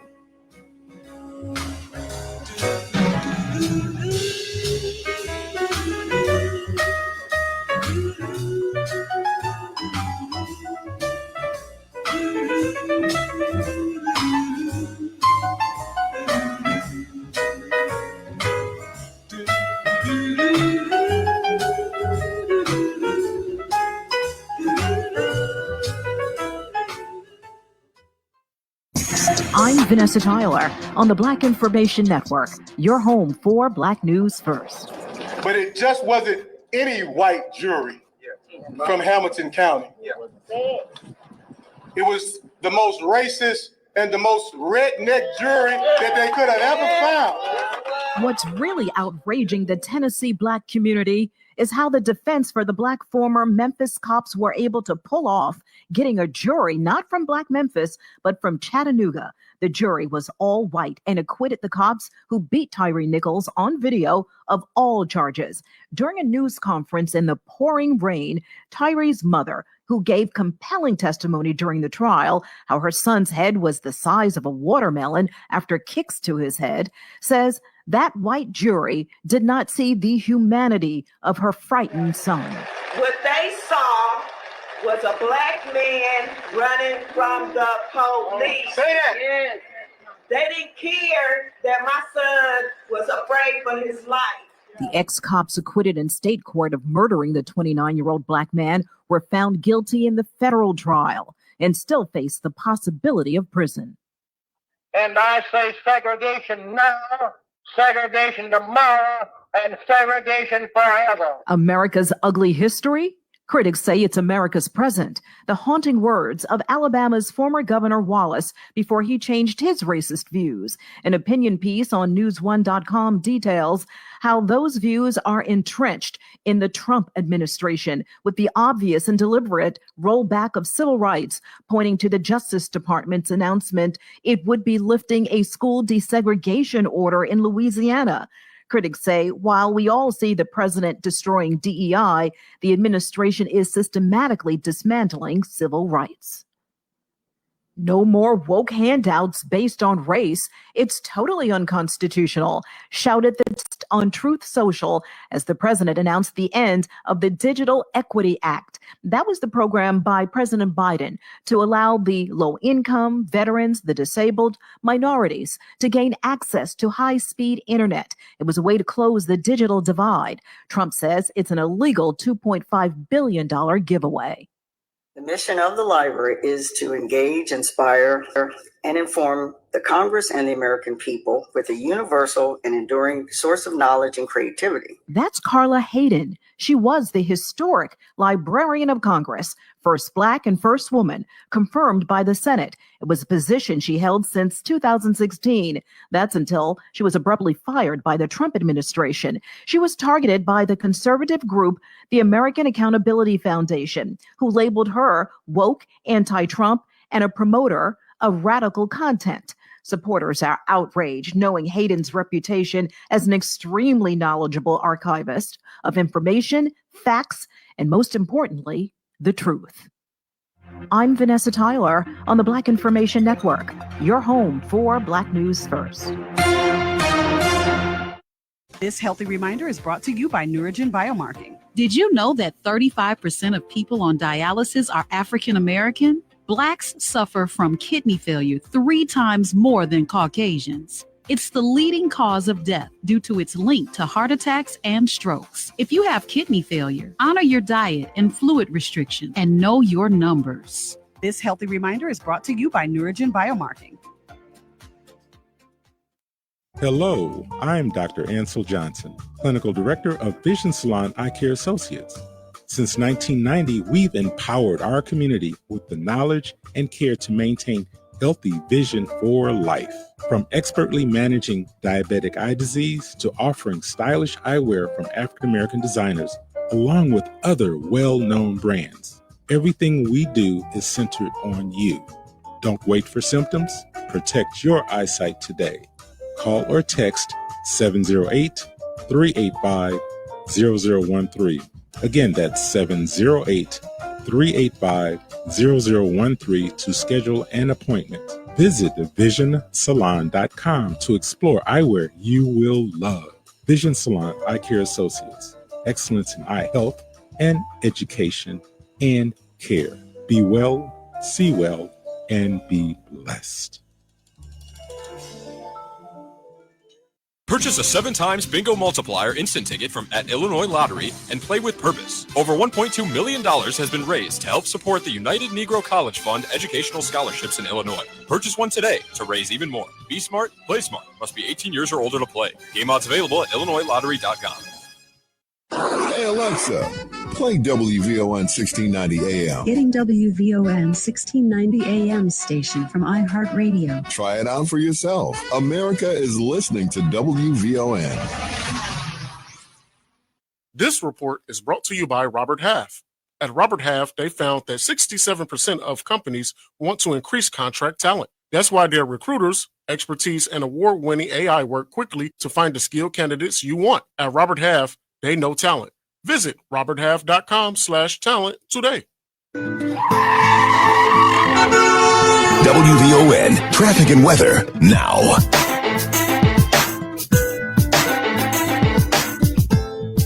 Good Monday afternoon, Chicago. I'm Logan Page, and here is your traffic update. Dan Ryan, downtown to 95th. There are some cautions. There's an accident on the right shoulder, Dan Ryan, at 35th Street.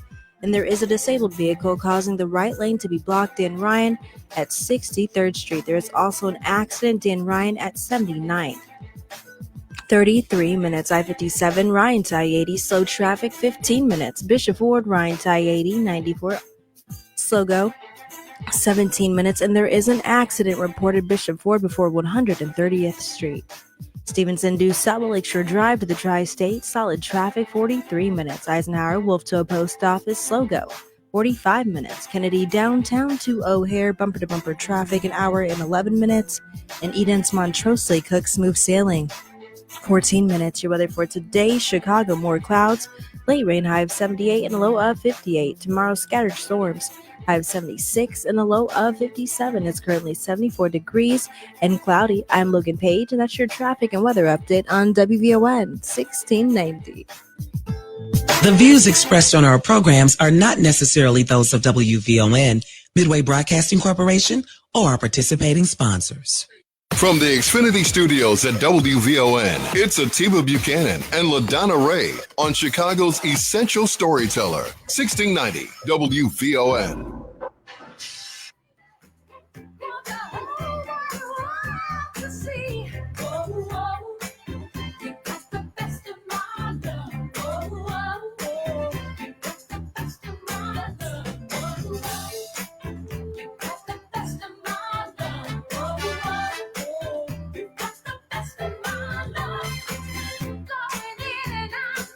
We are back on the afternoon show. Atiba Buchanan, LaDonna Raeh. We've got Dr. Niva Lubin-Johnson on the live line with us. We're going to bring her in just a moment. But as promised, very quickly, Ed, I did want to give you an opportunity to speak. Okay, thanks a lot. Could you hear me? Yes, sir. You're good. Okay, you know something, I just want to, I'm going to bust a lot of people's bubble with this one. You know what I'm saying? You know, when I went to school, teachers, they was always teaching about how blacks was in slavery, you know, even a roots brainwashed that we was always slaves. And until, you know, then I decided to do a little research on that myself. When I found out that blacks built almost this whole country, I really taken out of it. I wonder why teachers never taught this. It was something they never wanted us to know. Always wanted to think we was inferior, never contribute anything. And the second point I wanted to say was, did you know that whites, years ago, I heard whites was more what? It was more whites on public aid than blacks were. So there's probably a higher percentage of African Americans on public aid, but there's certainly by the numbers, the raw numbers. It's because of our per capita. So I don't know what the reason. All I'm saying is, though, I read it's more whites, even today. Those statistics still stand today. It's more whites on public aid than it is black. Now, why are whites in a better position than we are? It had nothing to do with public aid. They take care of their communities. It's not if public aid was the cause, and then whites would be in the worst condition because there is more of them on public aid than we are.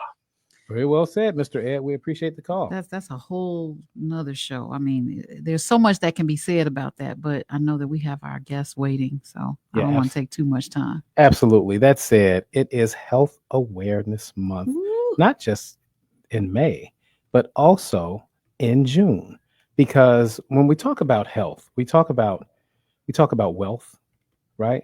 There is no wealth without health. You can be as wealthy as you want. But if you can't, if you're not around to spend it, and or your quality of life is so diminished because of your health that you can't even enjoy it, then what is the point, right? So we want to make sure that our listeners are not just fiscally and financially wealthy and healthy, but also physically and mentally, mentally and physically healthy and wealthy as well. And right, so we're dedicating a lot of time over the next 2 months, month and a half even, to bring different subjects to your awareness. They range from all over the place. Myself, LaDonna Raeh, will be bringing subjects, as well as Cleopatra Draper, as well as Matt McGill, and of course, Rufus Williams. We won't inundate you with it. No more than one story a day, but you guys will enjoy, again, great content based upon how to live a healthier life. I know one of the subjects we're going to be talking about is erectile dysfunction. We're going to help somebody. Please do.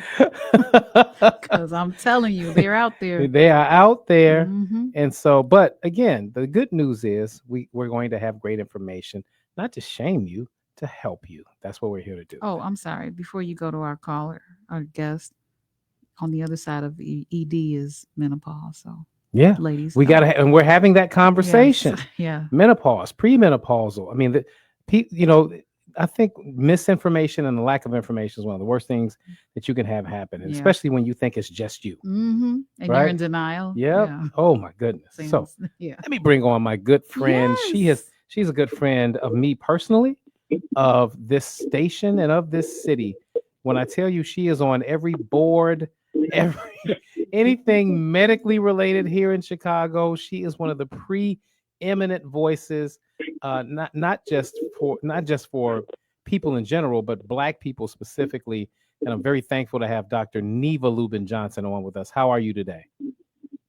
Good afternoon. I am well. Thank you so much for asking. Of course. And yourself? Oh, we are fantastic. Yes, hello, Not welcome. sure if you knew the news, Dr. Johnson, but today we announced that LaDonna and I will officially be the host of the afternoon show going forward. Yay! Congratulations. Thank you. Thank you very much. You are welcome. I'm happy to hear this. Thank you. Dr. Johnson has been appearing with me since my podcast days, since years before I ever came to WVON. She has always been accommodating, informative, patient, all those good things. So let's hop into it, Dr. Johnson. We wanted to have a conversation as part of health and wellness about several things, but really today is about respiratory issues that are kind of prevalent all over the world, but certainly in our community as it pertains to COVID, long COVID, RSV, and asthma specifically. And I would love to know your opening thoughts about how those ailments are still affecting our community. So thank you for the question. Those things in particular, we'll start with asthma, because asthma is a chronic illness. Long COVID is also a chronic illness, but a newer one. And so, asthma, unfortunately, like everything else, we are afflicted with asthma more. And why is that? Because more of us live in areas with higher rates of air pollution than others. And so that makes us more susceptible to those symptoms. Asthma is inflammation that causes narrowing of the airways and the lungs. It can be treated if treatment is done with the right medications early enough and people stay on their meds. Those longer term effects of permanent long-term, problems with airways does get better. For anyone with asthma, it puts you at greater risk of having an asthma flare if you get RSV or COVID. Those are really big reasons for patients getting vaccinated for both of those. RSV is an illness that affects usually younger children and older adults more severely. And so there's actually a vaccine recommended for older adults, everyone over 75, and for those 60 to 74 who have a chronic illness like asthma. And then there are means for young children, we'll say, up to maybe 19 months if necessary, getting vaccinated if the mother was not vaccinated, in utero, while baby's in utero at 32 to 36 weeks. So that's a start. And as far as vaccinations, what's keeping the community from getting those vaccinations? Is it trust? Is it access? What do you call it? Well, at this point, I would say it is trust and believing that there's a need to do this and believing that, we're super people and we're not going to get sick.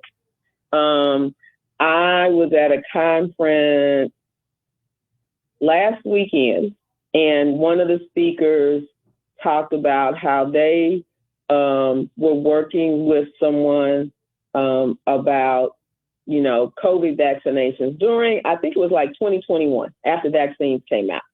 And that, when approached, that person didn't want to get vaccinated. And that person at that point said, "Oh, I'm going to get around to it." And that person was dead 2 months later. And see, that's a scary factor because when COVID first hit Chicago, it was very prevalent here in February of 2020. All you heard through the grapevine was that Black people weren't being affected. Oh, this is a white disease. Black people can't get COVID. Don't worry about it. You're good. And then all of a sudden we started dying in record numbers. And then these vaccines came out, and I'm not to beat a dead horse because we've already talked about this in the past 4 years, that these vaccines came out rather quickly. And so you almost feel like the first wave of the vaccine it's got to be some type of test to see how well it works. And then they're going to come out with a new wave and a new wave and a new wave, and update almost as if you were updating your iPad or your computer, because the last one doesn't work anymore. How do we get our community to understand that even though we were, and we'll have to answer this on the other side of the break, even though we were privy to these conditions or what was going on in that realm, we still have to take accountability as to do preventative measures so that we can have a healthy life on the other side, or should I say on the other side of this break. So we're gonna go to break, and I'll form it for you. But guys, you're listening to WVON 1690, the afternoon show with Atiba and LaDonna Raeh. More from Atiba Buchanan and LaDonna Raeh coming up on the Talk of Chicago, 1690 WVON. Don't miss Him, a deeply moving and powerful tribute to male friendship set on Chicago's South Side. Director Ron O.J. Parson leads a powerhouse cast and creative team at Chicago Shakespeare Theater as they take a look at love, faith, and all of life's beautiful complexities. Begins April 29th. Tickets at chicagoshakes.com. Have you checked out WVON's digital streaming network, VON TV? It's everywhere on Roku, Apple TV Plus, Amazon Fire, on the WVON app, and at VON.TV. VON TV, it's cultural content on purpose. May and June are health awareness months at WVON, and we're putting your health in the spotlight. Alzheimer's doesn't just steal memories, it affects entire families. Black Americans are twice as likely to develop Alzheimer's or other dementias, yet far less likely to be diagnosed in time. Know the early signs: confusion, memory loss, changes in mood or behavior. It's not just aging. It's a signal. If something feels off, speak up and seek help, because catching it early can change everything. This message is brought to you by Neurogen Biomarking. This report is brought to you by Staples Stores. With Staples Hot Deals, you'll find super low prices on hundreds of items for back to school. Right now, 24-pack Crayola crayons and comp books are just 45 cents each at Staples. Plus, save even more with the Easy Rewards program. Ends 9/14. Prices valid through select stores. Prices valid in select stores. Limit 30. Save big on back to school at Staples. WVON traffic and weather now. Good Monday afternoon, Chicago. I'm Logan Page, and here is your traffic update. Dan Ryan downtown on 95th. Stop and go traffic, 31 minutes. There is an accident on the right shoulder, Dan Ryan at 35th Street. And the accident has cleared Dan Ryan at 79th Street, I-57, Ryan to I-80. All is well, 15 minutes. Bishop Ford, Ryan to I-80, 94th. There is an accident reported, Bishop Ford before 130th Street. 17 minutes. Stevenson to South Lakeshore Drive to the Tri-State. Stop and go traffic, 37 minutes. Kennedy downtown to O'Hare, solid traffic, an hour and 5 minutes. And Eden's Montrose Lake Cook, smooth sailing, 14 minutes. Your weather for today, Chicago, more clouds, late rain, high of 78 and a low of 58. Tomorrow, scattered storms, high of 76 and a low of 57. It's currently 74 degrees and partly cloudy. I'm Logan Page, and that's your traffic and weather update on WVON 1690. Now back to Atiba Buchanan and LaDonna Raeh on the Talk of Chicago, 1690 WVON.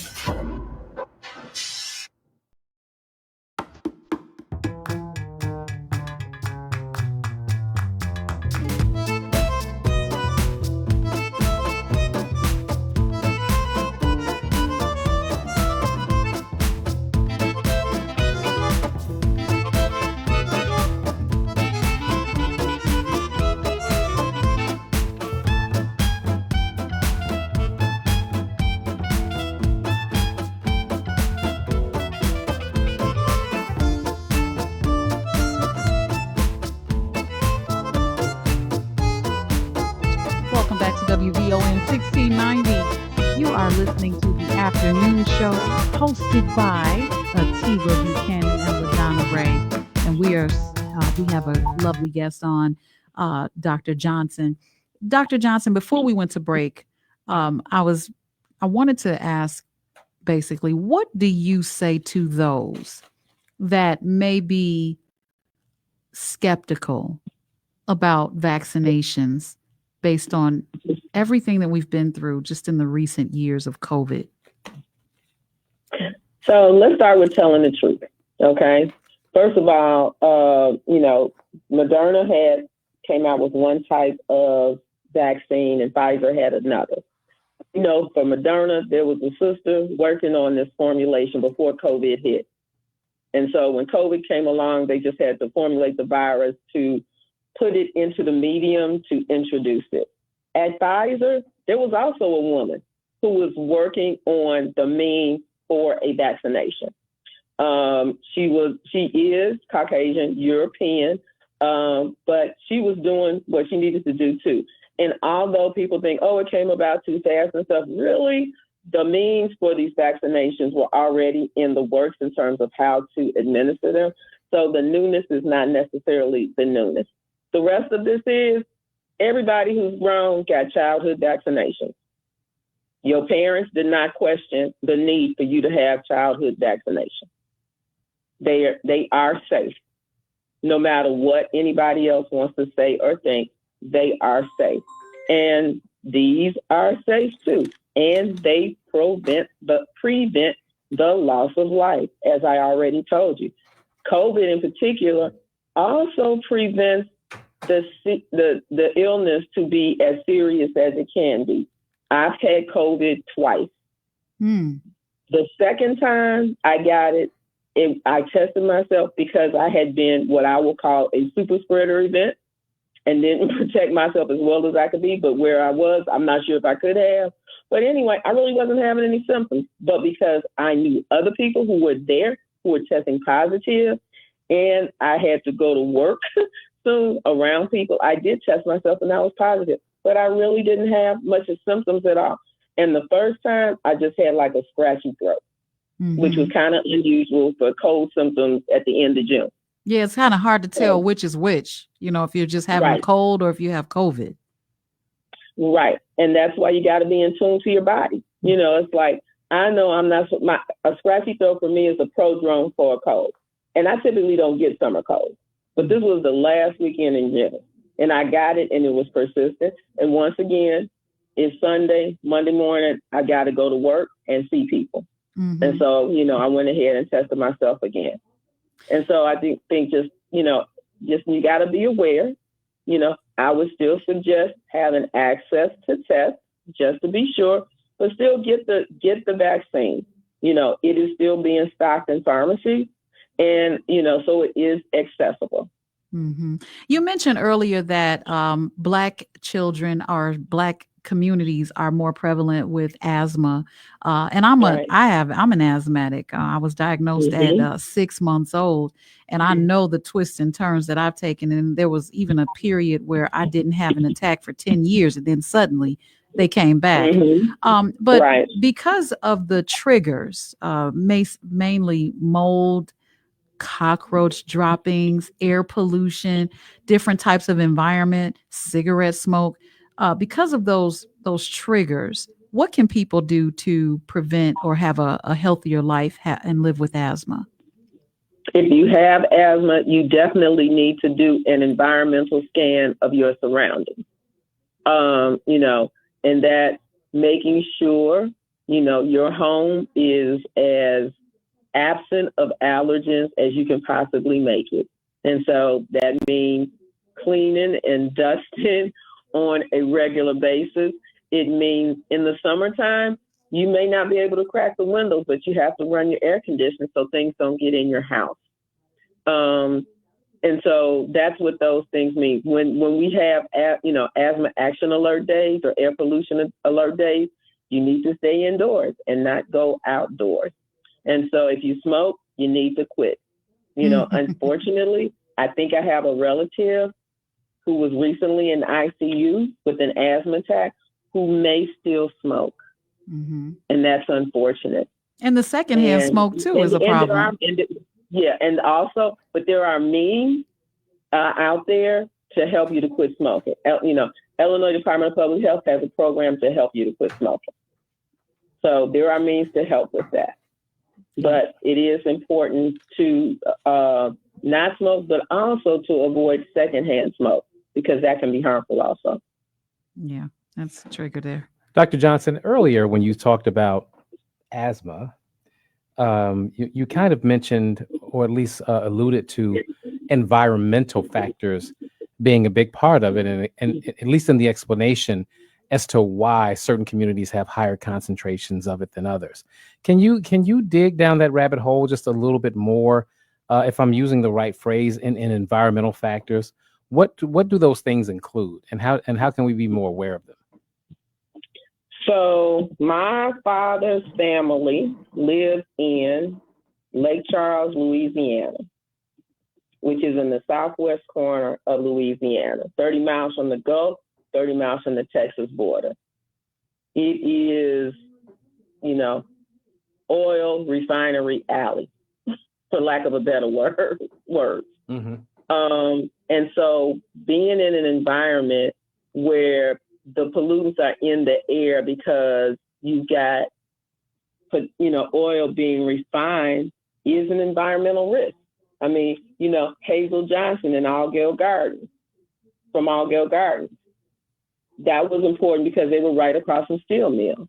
And the risk that came from that was flowing over to, that area, and nobody really caring what was going on, the harm that was being done.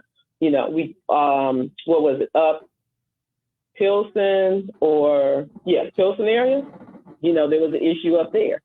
And so unfortunately, in areas of Black and brown people, especially those of lower financial status, we unfortunately are living in areas that put us at increased risk for to be exposed to those things that can aggravate asthma or cause it to develop. Absolutely. These are things that, again, sometimes are out of our control, but we can still do something about them if we know that these are things that could be causing the issues, and make adjustments accordingly, right? Right. And I mean, you can do these things to a degree, like I mentioned, the finances. Not everybody has the ability to move, but you can control what, there are things you can do to control what goes in your house. There are things you can still do to control your exposure when you're out of the house, like wearing a mask. So that, that can help you. And let me say this, of course, this new administration wants to roll back a lot of things in EPA related to this. And so don't be surprised if our air quality goes down over the next few years, even year. All right. Because of that. Is she with us? Are you able to stay with us? Okay. I'm so excited about that, because I want to ask you about the air quality meters that go into your home when we come back from this break. Guys, right here on WVON 1690, the Talk of Chicago, we're going to get to news, traffic, and weather with Logan.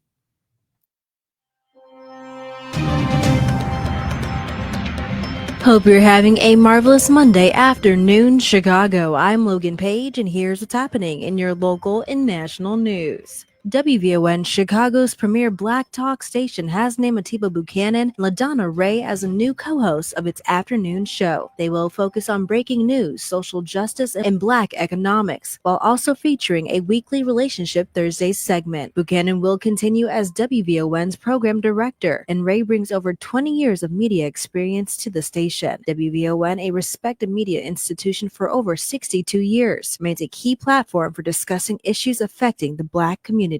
In other news, 4 people are hurt following a crash during morning rush hour in suburban Bolingbrook. Fire officials say the 4-vehicle accident happened this morning on Boughton Road near Delaware Circle. 1 vehicle was on fire when crews arrived. All 4 victims were taken to the hospital, including 2 in critical condition. The crash is under investigation. In other news, an investigation is underway following a possible shooting on the Jane Addams Tollway in the northwest suburbs. The shooting was reported this morning on I-90 near Arlington Heights Road, just west of Hoffman Estates. No injuries were reported, and there is no word of any arrests. Free. So what you trying to do to me? Don't be shy, too dirty to me. Let's take a shot of Hennessy. Tell me what you want. And Iman Shumpert wants Tiana Taylor jailed for allegedly breaching their divorce agreement. According to In Touch, the former NBA star filed a motion for contempt. Last week, he accuses Taylor of talking about their split, which was prohibited for both the singer and Shumpert. The former basketball player claims he suffered a loss of income and damage to his personal and professional reputations after the singer exposed and broadcast topics regarding the final judgment decree of divorce and related provisions. Shumpert is asking the court to find her in civil and criminal contempt and demanding she be fined $1,000 along with up to 20 days behind bars. I'm Logan Page, and that's what's happening in your news now on WVON 1690.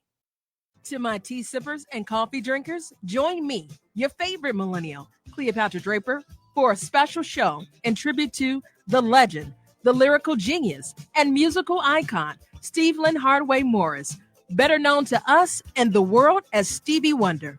We'll hop a PJ and jet set to KJLH and pay homage and celebrate his life on the Midday Show. See you at 9 a.m. You don't want to miss our fire show.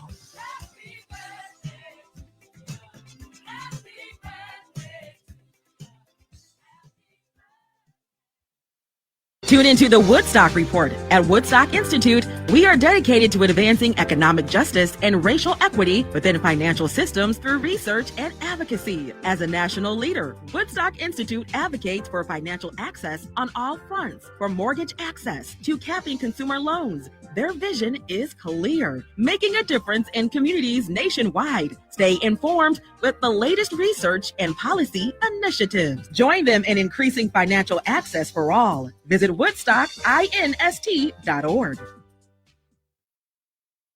This report is brought to you by Macy's Backstage. What will you find at Macy's Backstage? How about essential warm weather styles just $30 and under, like dresses, shoes, and bags, men's and even kids' looks.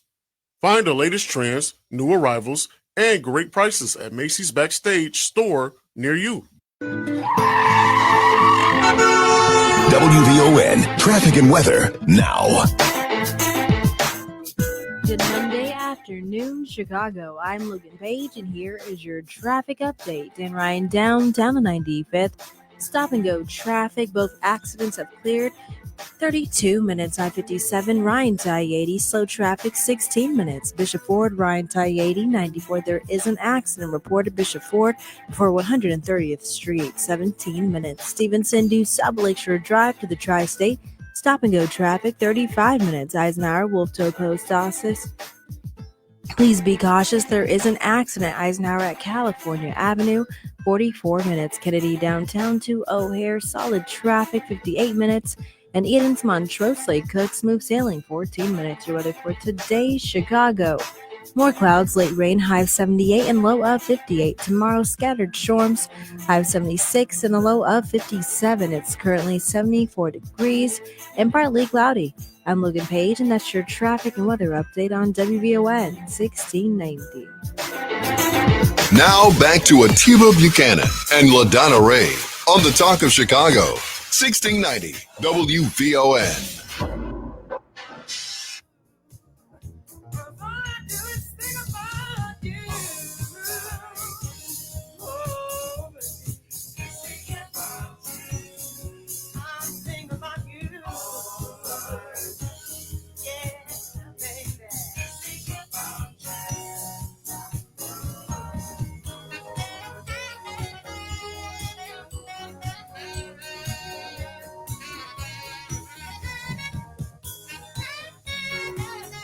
Ooh, I hate to cut off Stevie. I can tell. Hate to cut off Stevie. It's not like it's his birthday. You are listening to Atiba Buchanan and LaDonna Raeh on the afternoon show, joined by Dr. Niva Lubin-Johnson. And it's part of our health and wellness initiative in the months of May and June. Today, we are discussing respiratory illnesses. And I don't think we've gotten an opportunity yet, Doctor, to talk about RSV, have we? I talked about it a bit and talked about, affecting younger little children, infants and toddlers and older adults. The symptoms are much like a cold. I mean, which similar to COVID, right?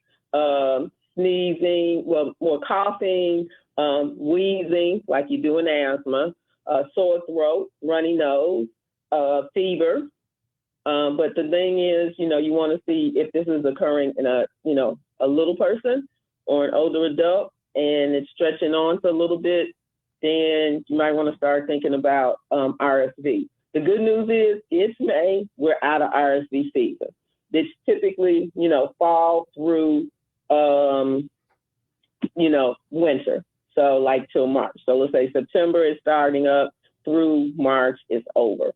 But, like I said, what's important is for seniors in particular to get, RSV vaccine. My husband and I, we got ours when we were going to see our granddaughter on our first trip, because we did not want to get it ourselves, and we did not want to get it to her because, she didn't necessarily need it yet, but we just didn't want to inflict that on her. So that's the important part. Seniors, seasoned, getting vaccinated. So, I was, I hear about RSV quite a bit, and sometimes you hear people refer to children as germ carriers. And so is someone who has a child in daycare more susceptible than someone who has their child at home, so to speak? So actually, unless the child in daycare, let's say, is like under 18 months, I don't think it, may not necessarily make much of a difference. So if we, traditional daycare starting at 2 or 3, probably not gonna harm, the child from being there. And actually, the children getting exposure to some things in daycare isn't the worst thing in the world, because it helps them to build up immunity from getting the little things they get. I call it the pediatric plague. They get it, and then most of the time it bounces off of them, but then they bring it home to us, right, and then we feel like just warmed over. Right. Okay, that's why they're germ carriers. Yeah, they are, and it's okay. It's a good thing, because if they don't get that exposure and immunity, when they start getting exposed to things that are out there at an older age, it could be more of an issue than less. So let's go ahead and make a transition to talk about long COVID as well. Again, my initial thing, if you could explain the difference between COVID and long COVID to start there, and then we can go from there. Okay. So, COVID is the viral illness. The shutdown was in 2020. Typically, those usual symptoms we have, cough, shortness of breath, maybe a fever, headaches, those symptoms. And typically they go away. You have it and it typically goes away within a week or so. If you don't treat it, symptoms can improve within a couple of days if you start, treatment with a medication like Paxlovid. So long COVID occurs when someone has COVID and then for the next 3 months continues to have COVID symptoms. And it's any one of, maybe almost a dozen different symptoms you can think of, losing smell or taste, having problems thinking, or brain fog. Once again, a cough, headache, problems sleeping, being depressed, being anxious, chest pain, palpitations, diarrhea.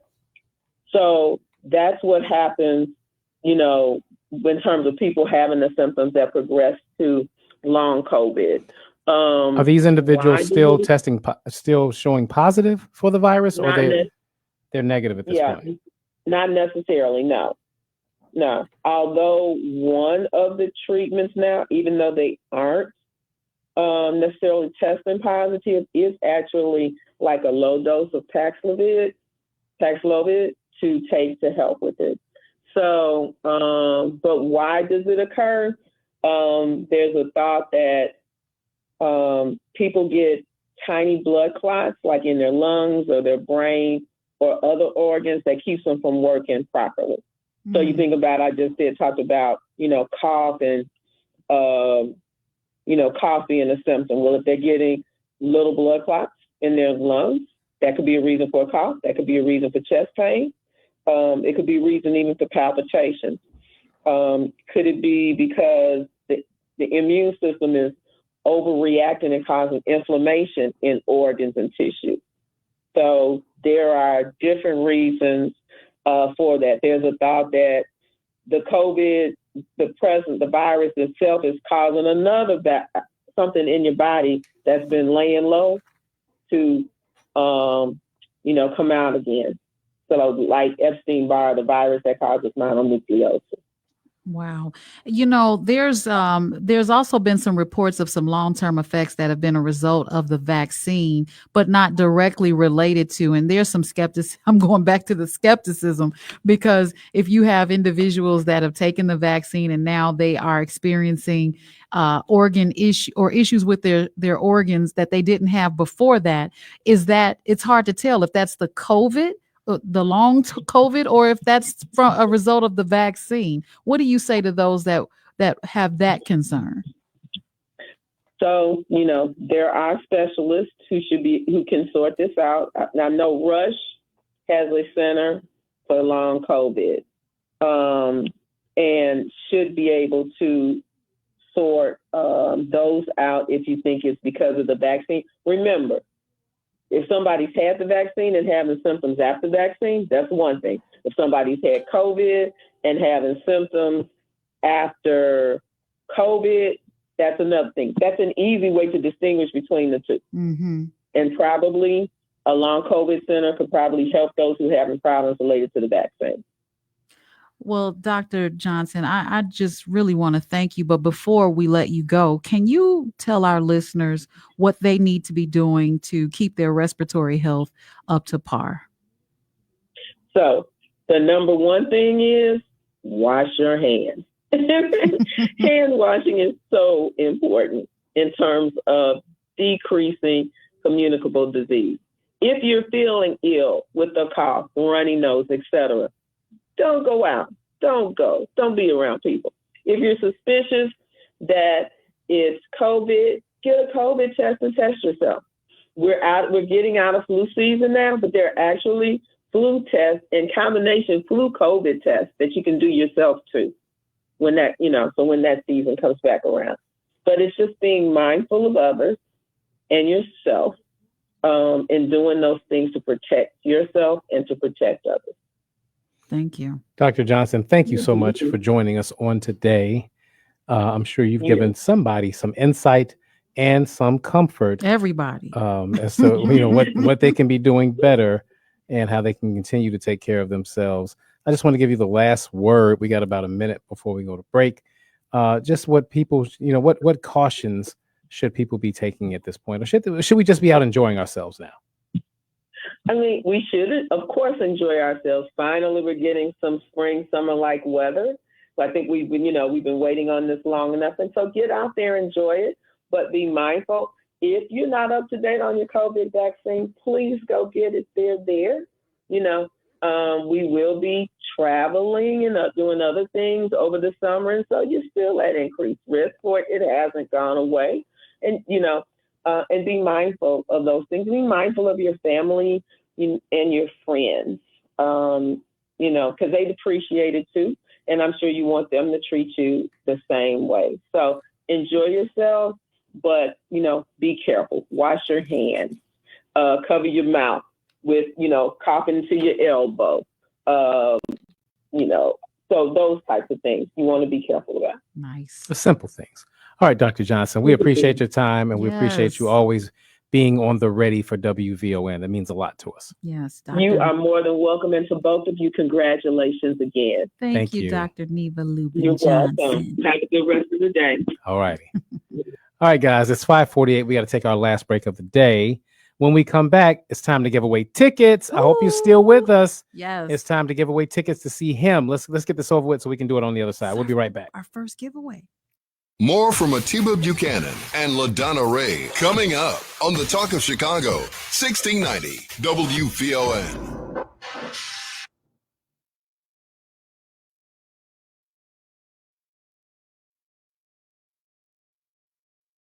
Did you miss today's hottest segment? Can't get enough of your favorite WVON personalities? You've been asking and we heard you. Dive into podcast 1690 where the voices you love go beyond the airwaves. Tune in on our website or on the WVON app under the On Demand tab for exclusive content and more. Podcast 1690, don't miss out. Greetings, Boomtown. Ever since this neighborhood switched to Xfinity Internet, the Wi-Fi is booming! Xfinity combines the power of internet and mobile with one all-in plan. So we've all got lightning-fast, secure Wi-Fi speeds at home and on the go with Wi-Fi Power Boost from Xfinity Mobile. You get the most reliable Wi-Fi with our best in-class equipment and unlimited data included. Plus, add an unlimited mobile line. All for only $40 a month for 1 year. To celebrate this combo, we're mashing our shows together. It's everything you need all in one plan. Plus, learn how to get a free 5G phone with a premium unlimited line. Now, sit back and relax with the smooth, relaxing sound of face-melting acid metal! Brilliant. Visit Xfinity.com to learn more. Ends June 23rd with paperless billing and autopay stored bank account. Restrictions apply. Xfinity Internet cable required. Texas fees extra. After 1 year rate increases to $110 a month. After 2 years, regular rates apply. Actual Wi-Fi speeds vary. Most reliable Wi-Fi based on Open Signal Awards USA. Fixed Broadband Experience Report, August 2024. Lost your health insurance? You might be eligible for a special enrollment period on the Get Covered Illinois Marketplace. Our navigators can help. Go to getcoveredillinois.gov. Your health coverage starts here. Folks, if you have not seen Ron O.J. Parsons' Him, then see it with me on Thursday, May 15th at 7:30 p.m. We're going to be at the Chicago Shakespeare Theater at Navy Pier. Hey, it's Maddie Matt, and I will be your host for WVON Night. Listen daily to win tickets to Him's WVON Night performance and use the special WVON promo code to get up to 4 tickets at 20% off. Him, a powerful story of 2 black men from Chicago's South Side dealing with life. It's a tribute to male friendship. Him, playing now. Get tickets at chicagoshakes.com. Your promo code for WVON Night Thursday, May 15th is WVON20. That's WVON20. See you there. At Wintrust, our approach is to let Southside fans show off their Southside pride anytime, anywhere. With the White Sox debit card from Wintrust Community Banks, you're not just swiping, you're making a statement. It's like a megaphone for your wallet. Broadcasting your Sox pride with every transaction. Open a White Sox checking account and receive a $300 bonus with qualifying activities. Visit wintrust.com/Sox today. Wintrust. Different approach, better results. Only $100 required to open. No monthly minimum balance and no monthly maintenance fees. Member FDIC. Hi, I'm Tavis Smiley, inviting you to join me weekdays from 6 p.m. to 9 p.m. right here on WVON. I am bringing you a national perspective on all the happenings in the black community and, of course, politics. It's talk radio for us, by us, and this is where America listens. It's Tavis Smiley, weekdays from 6 to 9 p.m. on the Talk of Chicago, 1690 WVON. This report is brought to you by Mattress Firm. It's Mattress Firm's semi-annual sale and clearance. Save up to 60% on a wide selection of quality mattresses at every price. Plus, score a free adjustable base with a qualifying purchase. Hurry and stop by Mattress Firm today. WVON traffic and weather now. Good Monday afternoon, Chicago. I'm Logan Page, and here is your traffic update. In Ryan downtown on 95th, stop and go traffic, 25 minutes. I-57 Ryan to I-80. No delays, 14 minutes. Bishop Ford, Ryan Ty 80, 94 slow traffic, 15 minutes. Stevenson to South Lakeshore Drive to the Tri-State stop and go traffic, and there is a barbecue on the right shoulder, Stevenson at Pulaski Road. 34 minutes. Eisenhower, Wolftoe Post Office. There is an accident causing 2 right lanes to be blocked. The Eisenhower at California Avenue. 42 minutes. Kennedy downtown to O'Hare, solid traffic. 58 minutes. And Eden's Montrose Lake Cooks move sailing. 14 minutes. Your weather for today. Chicago, more clouds. Late rain, high of 78 and a low of 58. Tomorrow, scattered storms, high of 76 and a low of 57. It's currently 76 degrees and partly cloudy. I'm Logan Page, and that's your traffic and weather update on WVON 1690. Now back to Atiba Buchanan and LaDonna Raeh on the Talk of Chicago, 1690 WVON.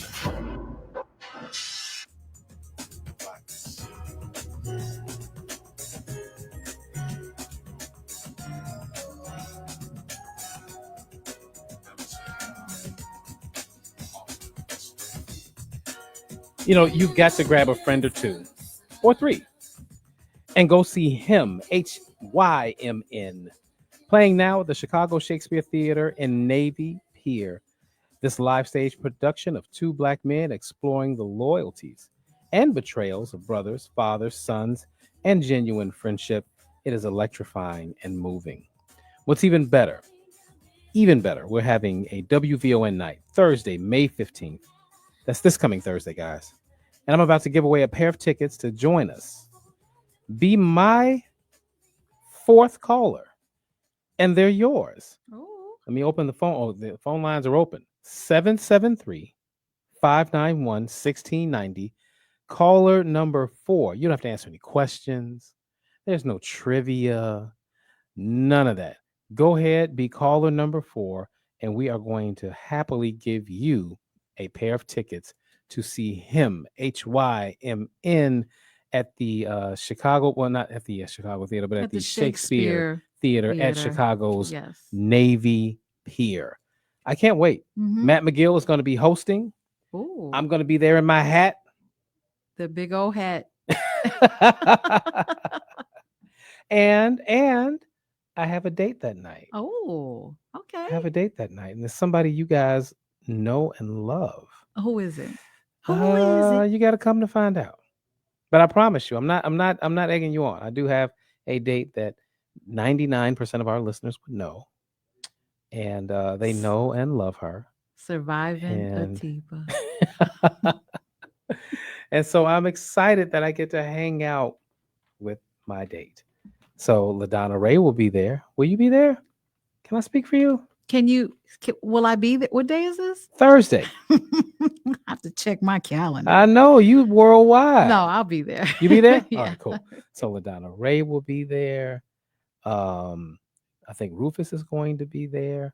A little bit past his bedtime, though. You know, Rufus got to be here at 6 in the morning. Right. Right? That means he has to be out the pretty door good. He does really by good. 5, which means he got to be up by 4. Mm-hmm. Sheesh. I know. I looked that up. I saw where some other people that are in media, what time they get up when they have to do a 6 a.m. And I'm like, ooh, I'm so glad. I pray for Rufus all the time. Right. He does a great So job. glad it's him. He does a great job. When you hear him at 6 in the morning, you would never know that it's 6 in the morning because he is ready to go. So we're all going to be there. We're all going to have a great and fantastic time. I think we have a winner. I would not mind speaking to the winner just to congratulate them once we get all of their information. But yeah, great show today. Great inaugural show for Atiba and LaDonna Raeh. What do we talk about at 3? Oh my God, we talked about the walkout at VCU for the VCU graduation with Governor Glenn Youngkin as the commencement addresser, and everyone got up. Not everyone. Not everyone. Right. Let me not be hyperbolic myself. Yeah. But again, a good portion of folk did get up. Students that were graduating as a matter of protesting against his views on DEI initiatives, his views concerning education, CRT, and all those other things. And of course, his position concerning Israel and Palestine. And transgender rights. Absolutely. And the list goes on. They were not in agreement. So no. But you guys helped us carry that conversation. We appreciated all of the perspectives that you had. You guys brought great perspectives, including you, Art. I love art. I love art too. So that's it. Thank you guys. Thank you for all the comments on Facebook. And then lastly, we spoke with Dr. Niva Lubin-Johnson. Yes. About keeping yourself safe. Keeping your lungs open. Open. I'm saying that because I've got my inhaler with me at all times. Well, I didn't get a chance to opine earlier or really contribute. But there's no shade when I said that. I was asthmatic as a child, severely. And you grew out of it? Grew out of it. I thought I did too. I went 10 years without an attack. And then suddenly it was back like the Dickens. I mean, and you knew it immediately, right? Yeah. I was like, oh, I know that's not asthma. Yeah. I was so clear. Yep. Picturing myself out in the wilderness, not needing an inhaler or a 911 call for 10 years. 10 years. And then the medication I took caused me to be hoarse for 7 years. Wow. Yep. Yeah. So that being said, I have a lot of empathy and sympathy for folks who go through that. I was hospitalized many times. And so once I turned about 11 to 13, between 11, 13 years old at the latest, latest 13, no looking back. It was puberty for you.